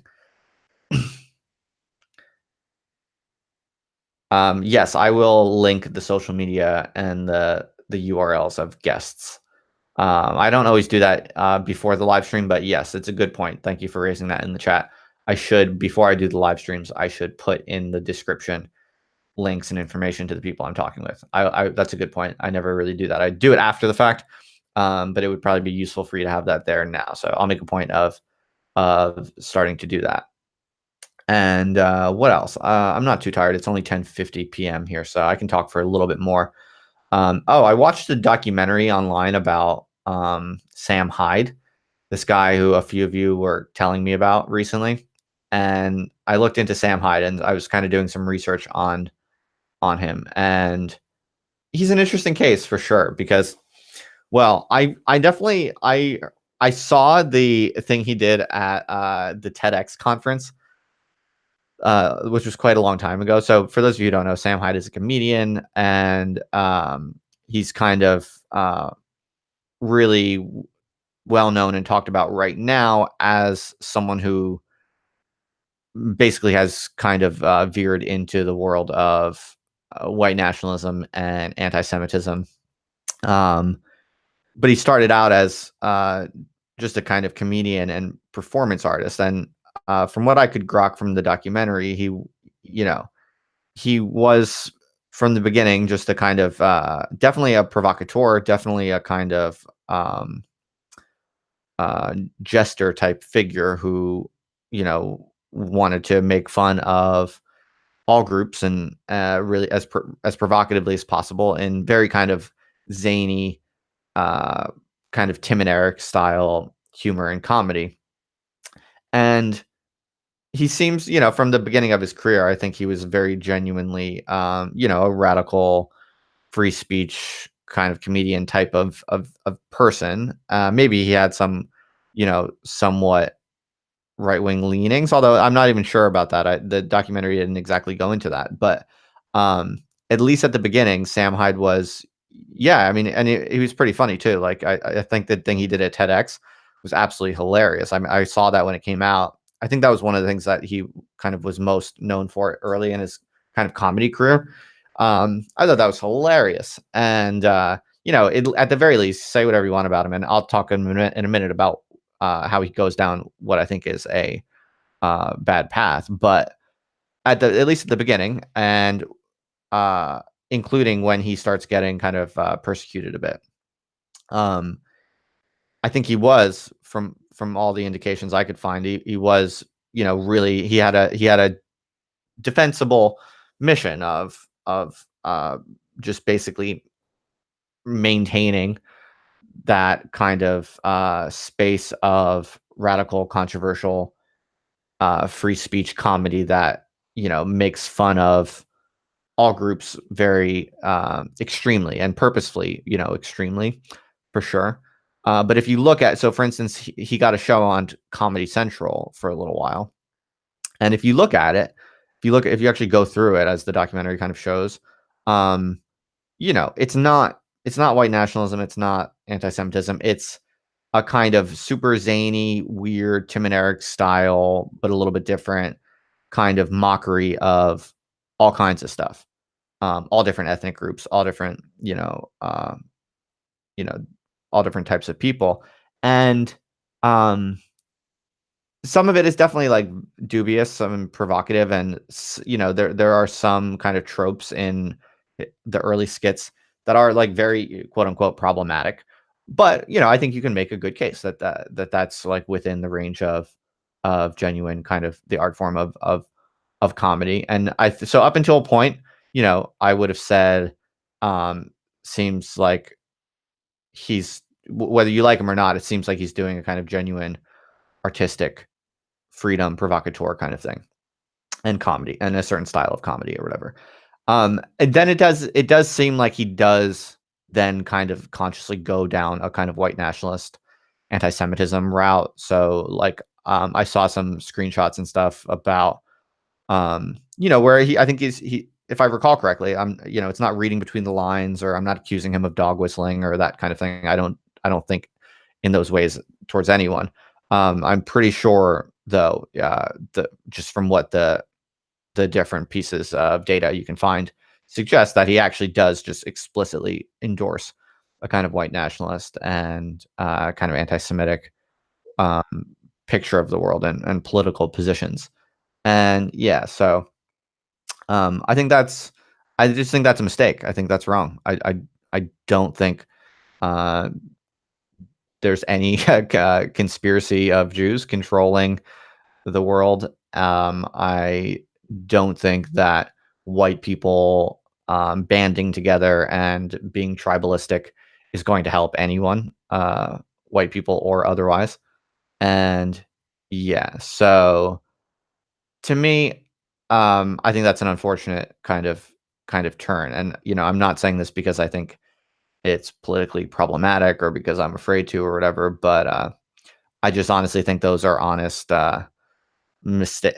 Those are true kind of false paths, blind alleys, and mistakes. And look, I think the um, what happens is when people are persecuted by kind of like mainstream political correctness norms, then that does actually make them go deeper into more quote unquote problematic worldviews and positions. So there's a dialectic there, because I think if you have, let's say you're like you're becoming successful, you have a show on Comedy Central, and then all of a sudden there's actually some sort of organized campaign to get you off the air. Well, in that situation, it's easy for your brain to think like, look, this is evidence there's a massive conspiracy. It must be the Jews. Your mind immediately starts thinking if you're that type of person. And yeah, I'm not justifying that, but there is a kind of underlying logic or dialectic in which political correctness, institutionalized mainstream political correctness, and these kinds of conspiracy theories, and often quite, I think harmful ideologies, they're in a dance together with each other, I think. And so it's not a matter of excusing those sorts of positions, but I think if you are really concerned about the spread of those types of kind of hard right wing positions, then you'd want to be really honest and upfront about the causes of them and what triggers them. Yeah. So I thought Sam Hyde is a very interesting kind of case study of kind of political ideological transformations in the current culture wars. And I mean, for what it's worth, I would say that his early kind of comedic shticks it's not my cup of tea. I mean, it's not my sense of humor exactly. Like I wouldn't watch his show, I don't think, on Comedy Central, but I don't watch any Comedy Central because I have a dead soul and comedy never appeals to me really. But even though it's not my cup of tea, I would say that like his early stuff was defensible on comedic grounds, and within kind of the orbit of free speech in a Western society. I just think it's unfortunate that he seems to embrace now a anti-Semitic and white nationalist viewpoint. I just think that's the wrong way to go. I'm not like on here, chest thumping my moral righteousness or anything. But honestly, like one of the reasons why I did want to get on YouTube is because there are a lot of like, I wouldn't say a lot because this is still a very, very fringe position, but YouTube is known for having a sizable contingent of viewers who are like kind of into white nationalism and shit like that. And yeah, I'm not afraid of those ideas. Like I'm not allergic to being in a kind of virtual space such as YouTube in which those ideas exist. I'm not allergic in some ways that a lot of leftist people are.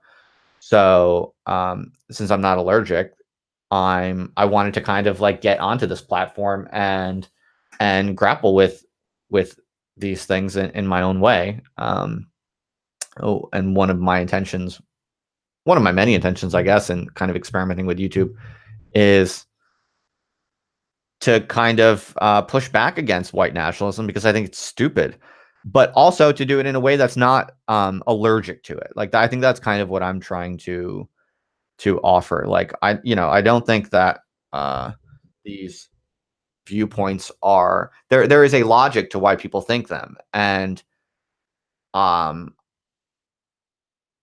think so long as there is any number of people who think a certain type of ideology, as long as they're not hurting anyone, they should be allowed to think that ideology. And we should have conversations, And so, yeah, I think the problem is that a lot of leftist people who find white nationalism horrible and ethically unconscionable, they're not even willing to go into the same website as as a handful of white nationalists might be happening to lurk around. So like, the YouTube chats, like in most different YouTube channels, there's always like a few like random people kind of spouting some weird kind of like super hard right ideas or memes. And so it's like the average leftist sees that and they're just like, oh my gosh, this entire website is infected. It's horrible. This is so evil. I need to get off of it right now and go take a shower. Like that's just a stupid way of thinking, and it's ultimately self-serving. And people have that attitude because they have weird like left-wing disgust sensitivity, and they're paranoid and they're scared of what people will think of them, and all of these sorts of triggers go off in the mind of people like that. And I think that's stupid and vaguely kind of immature and reprehensible even. So, yeah, I don't have those triggers. Like, I don't really care if people think all kinds of crazy and even stupid and evil shit. But I'm going to say what I honestly think, which is I do think that those ideas are just dumb. And since there aren't many kind of left-wing people on here who are willing to kind of entertain those ideas intellectually and then also tell you straight up that he thinks they're dumb. Since there's not that many people, that's kind of one of the things I think I'm doing, I guess. So, what else? Right, Discord server, already went over that. Oh, I made a killer joke today. Do you want to hear it? Really good joke. My wife, she said, we do this thing where every Tuesday, we take turns making dinner for each other. And she said next Tuesday, that's her week to make dinner. She was saying, Michael, who's criticizing my my comment there, I'll respond to that next. She was saying, yeah, my wife was saying, next week I'm gonna make tacos, and what I'm gonna do is I'm gonna go buy tacos from Taco Bell, and I'm gonna serve them to you as if I made them. And I said, this joke was awesome. Brace yourself. You're gonna want to sit down. You're gonna laugh so hard at this joke. You really might not be able to hold yourself up. I said, your tacos aren't gonna pass my taco Turing test. Dad humor. And I'm not even a dad yet. Boom. Anyway, I shouldn't yell too loud. My wife's sleeping already. What else?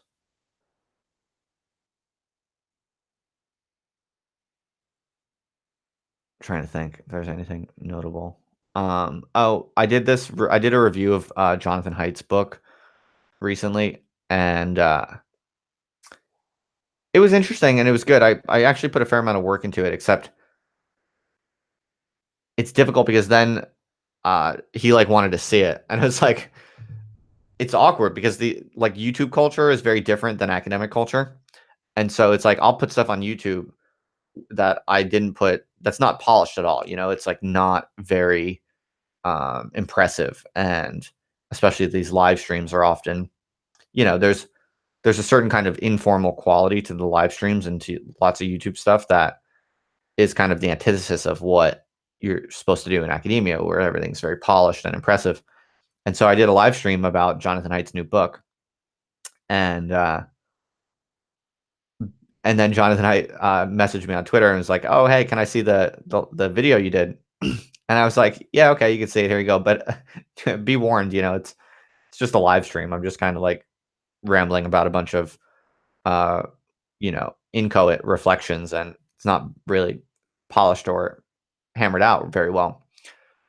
And so I was like, what I'll do is I'll write this up into a kind of written book review that's more polished and gets my thoughts down in a more organized, efficient, and and solid way. But it was just a kind of funny little moment where I was kind of like, this is the sort of reason why um, academia and kind of prestige intellectual culture and YouTube, like they are really still there's a major distance between them in terms of culture and expectations. So that was just kind of interesting. Like I because it made me appreciate like why this transition that I'm doing from academia to YouTube just more broadly like from and to academia and kind of like raw live public internet culture. There's a reason why not a lot of people are doing it yet, because the norms are still quite separate and distinct and contrary in some sense. But I'm working to kind of hammer those down and make that distance close because with things like transcription. So like I use AI to transcribe the video into text, and now I have a text that was that I just need to edit down. I just need to chop it up, cut out the filler, and just do some basic revision to turn that text into a blog post that will be a written book review. And so that, for instance, is like I'm figuring out ways to basically close the gap between these different types of formats, and that I think is very promising. And I think I'm kind of, not to brag or anything, but I'm kind of at the cutting edge of that personally because just because I'm figuring it out as I go, and not many people have really tried to make this transition uh, from prestige academia to kind of pure virtual intellectual life. So yeah, that it's going well, but I have these weird kind of moments where I'm kind of like, okay, this is like a major chasm between the two worlds I'm kind of occupying. But then it's good because I'm like forced to come up with some creative um, workflow for making the two translatable in efficient and effective ways. And so ultimately, I think I'm actually kind of going to be over the next year, over the past year even, and over the next few years, I'm going to be definitely refining a lot of the contemporary know-how regarding interchange between like academic prestige, uh, written and verbal cultures, and online virtual kind of raw live public cultures. So yes, thank you. This is a very comfortable chair, and yes, in fact, you correctly identified. I'm drinking diet Dr. Pepper. It's pretty solid, or rather, they don't call anything diet anymore. That's passe. Everything is zero. You just add zero at the end of things. Oh yeah, so I want to respond real quick to uh, the person who said before that I'm about like, what did they say? Sorry.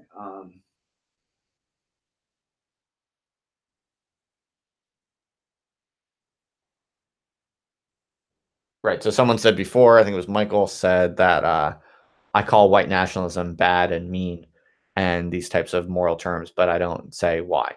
Well, it's really simple. Um,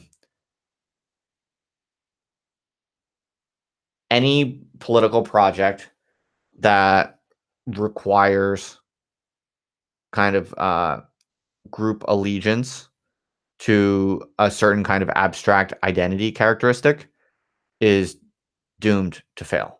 And it's also highly likely to uh, generate undesirable and potentially violent types of conflict with other identity groups. So I'm basically opposed to white nationalism for the same reason I'm opposed to kind of leftist identity politics. I'm not necessarily saying they're the same thing. There are many differences, but I'm just saying that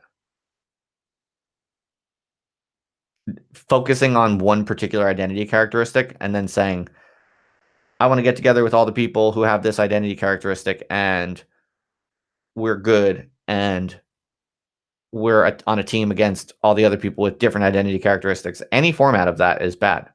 Not, I mean, personally, I find it ethically and morally unattractive, let's just say, whether it's leftist identity politics or white nationalism, to be honest.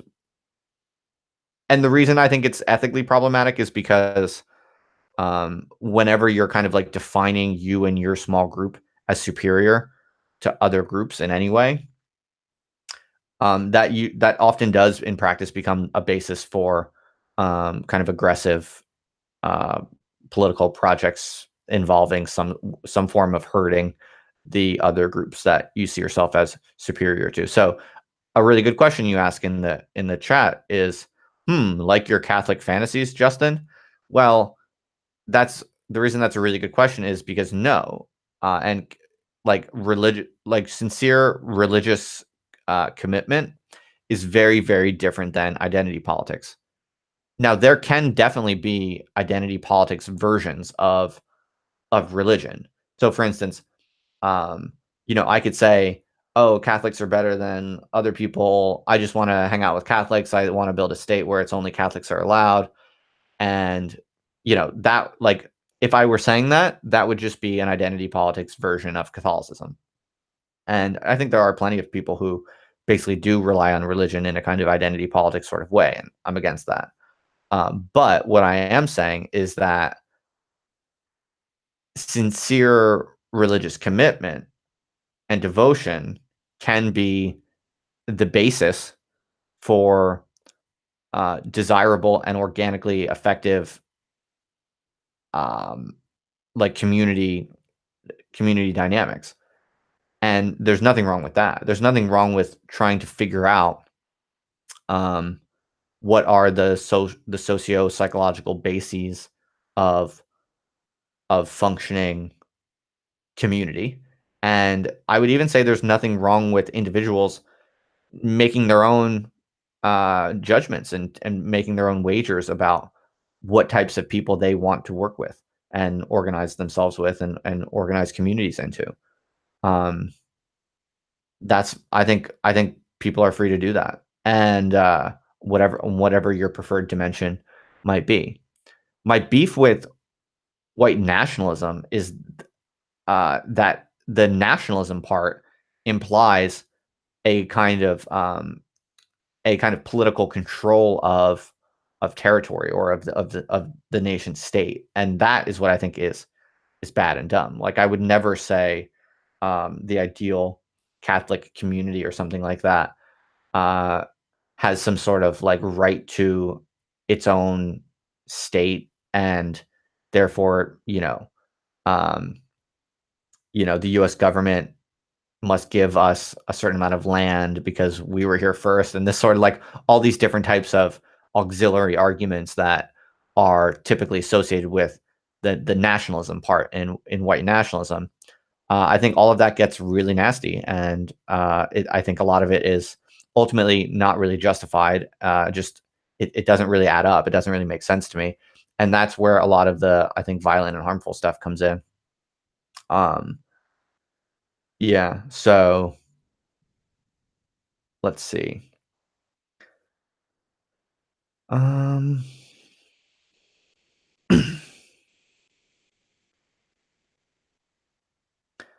Pyramid Builder says, I think the superiority stuff for white nationalists is a bit of a straw man. But if you don't want to go that route, it's understandable. I think they're saying that uh, it's unfair to say that white nationalists think that they're superior. And look, I'm sure that different white nationalists think all different kinds of stuff.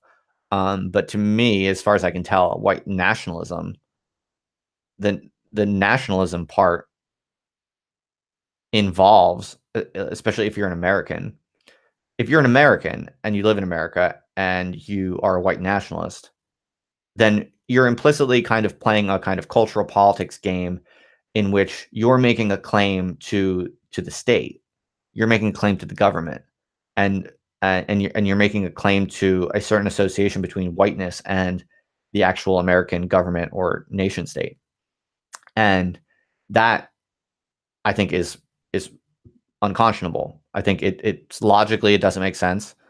Practically, it doesn't make sense, and uh, and ethically, I think it's really problematic because that's precisely where you're essentially introducing a hierarchy of who's allowed to be there, or who should be allowed to be there, And once you kind of enter onto the plane of identity politics conflicts around um like a territory in which multiple people are currently living, that's a disaster. That really quickly has a tendency to become violent and really conflictual, and in ways that a lot of people get hurt unfairly and unjustly. So yeah, that's why, I mean, these I'm just kind of explaining why. I'm not just saying it's bad or mean. I'm saying white nationalism specifically. Look, if people want to make their own groups and go off in their own communities, I don't really give a shit. I don't care what criteria they want to use. So yeah, I mean, I believe in freedom of speech. I believe in freedom of association. So if people like or prefer a certain type of person and they want to mostly just hang out with that certain type of person, whatever the criteria or dimensions of their selection might be, I don't really give a shit about that.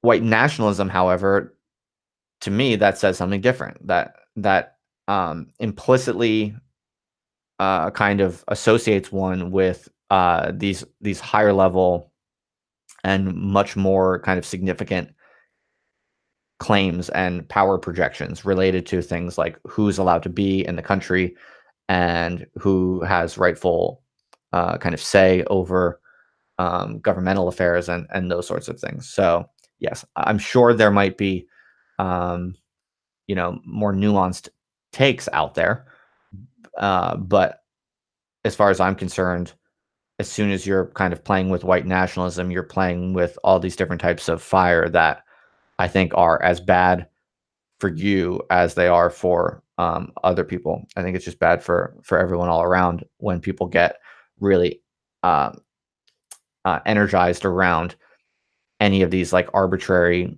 kind of identity markers as the basis for political community. That's my take.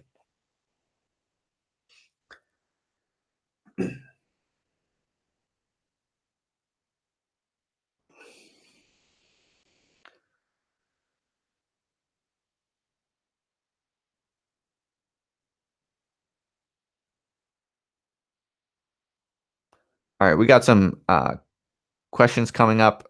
I'm a little hesitant to even take all of these because I just saw like three, reasonable and long questions, and I did just do a long live stream, so I'm hesitant to try to answer all of these. I'm having to think about this. I'm trying to think if I want to do this now.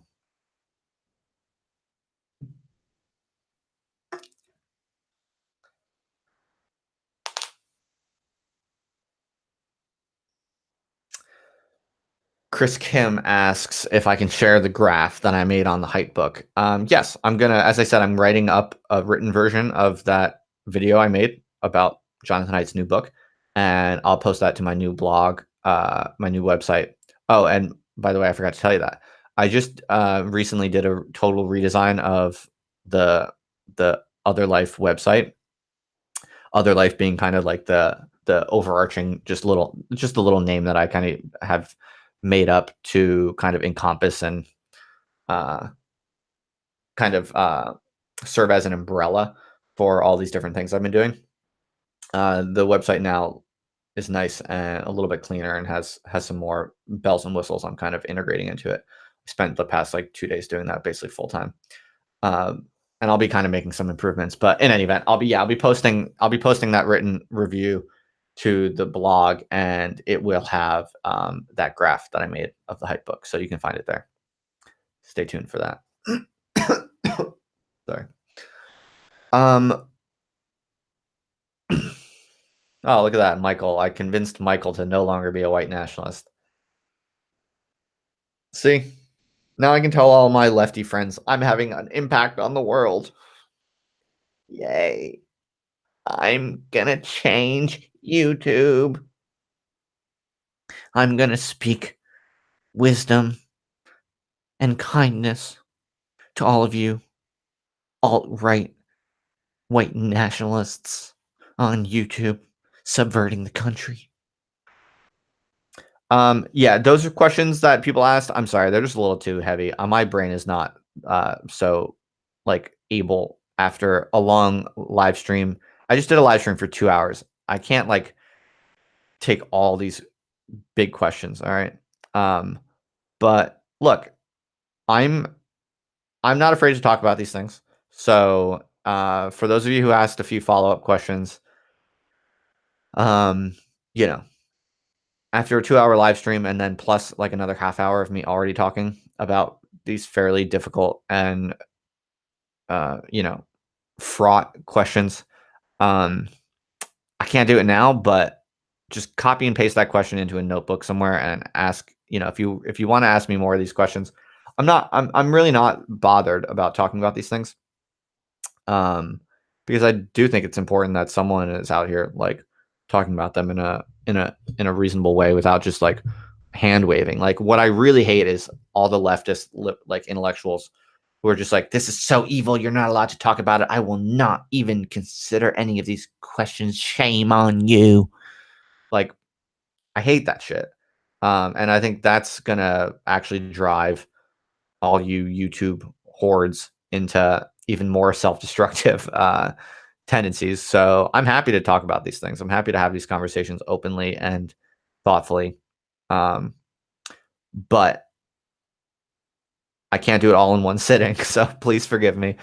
Just hold your questions, put them in a file somewhere, and ask me on another live stream, and I'll be happy to carry on this dialogue with you all. All right. So, is my wife a Protestant? I'll answer that one real quick. Yes, unfortunately. No, I'm not like that judgmental. I would say that my wife and I are both right now on a shared but also individual mission to really kind of hammer out our ultimate positions and views on these larger questions about life and our position here. And yeah, she's doing that in her own way, and I'm doing that in my own way, and we both have different kind of family backgrounds. Her family, she comes from a Protestant family. I come from a Catholic family, so it just makes sense that we would have different journeys, if you will. Journey, that's such a nice word. It makes it all sound so quaint. um Although, who knows, maybe we'll converge. I think, don't tell her this, but I kind of think that, as she explores all the different Protestant denominations, all like 10,000 of them, I kind of think that with me being, an influence in the family, I think I think she might come to realize that, hmm, there might be something a little fishy about these 10,000 different versions of Christianity. It's kind of hard to pick one. So maybe I'll just go with the one true church that can actually trace its lineage back to Christ himself. I think she might maybe come around to that insight, perhaps. But if she doesn't, that's fine. I think people have to figure out all these things on their own. And I think you know, there are many different ways, I think, to come to um,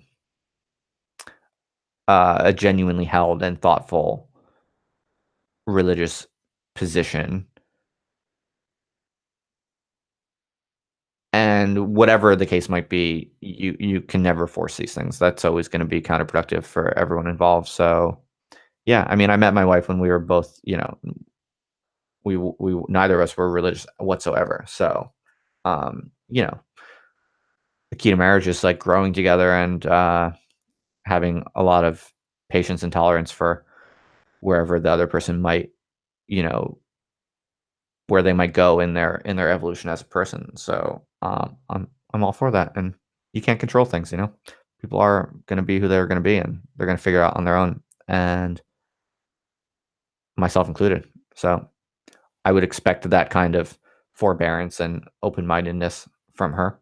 So I'm certainly prepared to give it.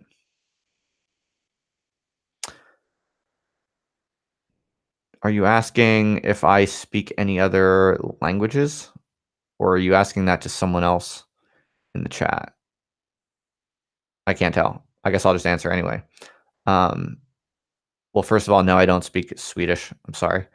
I speak very beginner to intermediate and very broken French. Actually, I can't even say that I speak it. I can read it a little bit. I've studied French for a couple years. And I can read it okay. I can read it at a kind of beginner to intermediate level.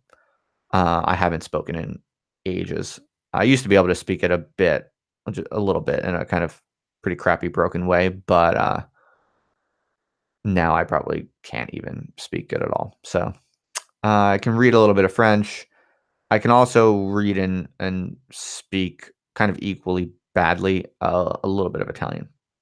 So unfortunately, not really strong on the language front. A little bit, but yeah. Penis questions. I will politely skip over that for now.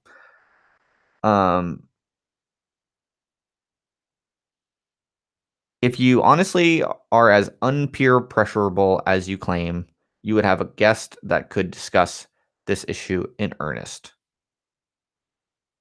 I've been thinking a lot about that, Michael, and yeah, we'll see.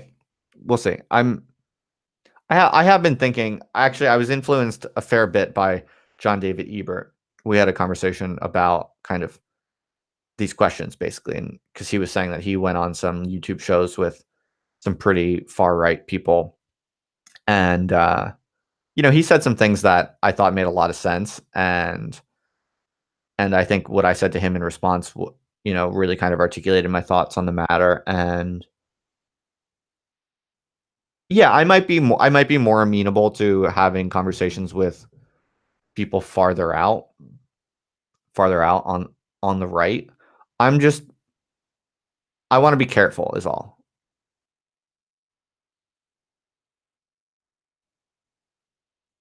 I'll just leave it at that. Let's see.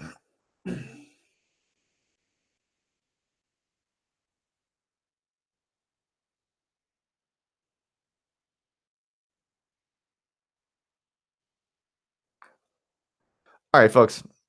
I think my brain is done for the evening.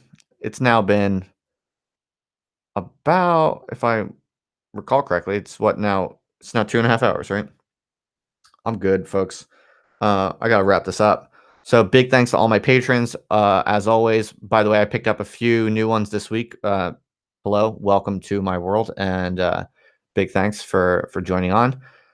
I'm doing a seminar through this patron model, which is going to go on for the first time next week. We have a doodle poll active right now, trying to find a time that works for everyone who's supporting me at that level. And so I just thought I'd share that with you. That's going to happen next week. If you're interested, you could still get out. You could still get on if you want to kind of sign up in the next few days or whatever. But that'll be our first one. So I'm really excited to kind of see how it goes. It'll be interesting.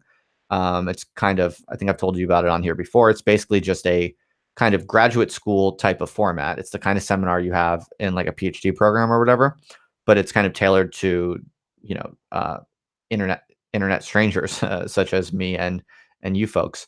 So the idea is basically, it's like you can basically present some work on anything that you're doing, or you can just present some ideas you have on anything at all. Really, it's it's small groups, and everyone will have a little bit of time to basically share something that they're working on, or share some questions that they have, or some interests that they have. And I'll just listen thoughtfully to everyone, and then I'll give feedback and comments on everyone's presentations, and everyone else in the seminar will also give some feedback. So it'll basically just be a little informal way to start kind of creating a little bit more face-to-face, kind of live social intellectual community around these different topics and themes that I'm interested in, and I've been talking about it, or whatever related things you all might be interested in or working on. And it's basically just an opportunity for you to get kind of some structured feedback, and perhaps some motivation, some kind of social accountability. Maybe you have some projects that you've been wanting to work on for a while, but you don't have anyone to talk to about them, or you don't have the you don't have the structure or something like that in your life, and so you want some sort of recurring thing that can kind of give you that structure. It's just an experiment, so it's one of the few things I kind of one of the few ideas I had for how I could kind of give patrons like something really cool and valuable. If it's cool and works and people like it, that'll be awesome, and I'll do more of it. If it doesn't work, or if that's not something that people like, or there's something wrong with the idea, maybe something I'm not thinking about, something that people don't like about that, then I'll just change and evolve and maybe think about some other type of offering. To the person making a reference to the weird patchwork shop, no, it's not the same format at all. It's actually totally different. It's a small group environment and it's private. So the weird patchwork shop was many people. They took like 5 hours or something like that. Those were like long, big public events. The weird patchwork shops. So that's not at all what I'm doing. These are going to be 2 hour private seminars of groups of about 5 or 6 people. So shorter, sweeter, private, and more focused than that. So yeah, it's just one thought, one kind of idea I had for something cool that I could try running with people. So yeah, that's we'll see how that goes. Anyway, I just want to share that because we're going to be starting it next week. So yeah. All right, folks. So one last time, if you were on the Discord server and you can't get access, it's because it was shut down. That's right. I am Alex Jones. I am a persecuted speaker of true conspiracy theories, and that's why the world is coming after me. All right. So you, my friends, are a besieged minority of truth seekers, and the powers that be at Discord do not want you to communicate with each other. But I am going to do everything within my power to maintain this little community that we have going. And so, yeah. So if you were already in the Discord, that means I have your email and I'm going to send you an invite either tonight or tomorrow or something like that.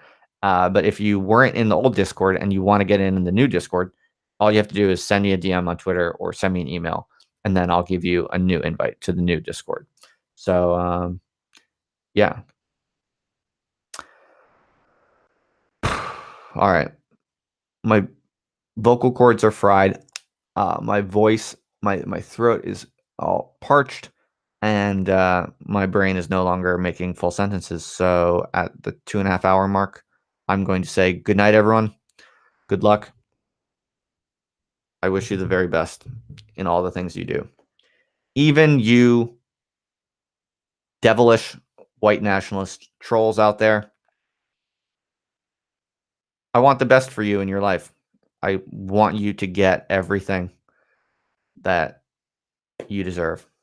I don't think white nationalism is the way to go, but hey, I'm happy to talk with you. I'm happy to be here. All right. See you later. Thanks again, everyone.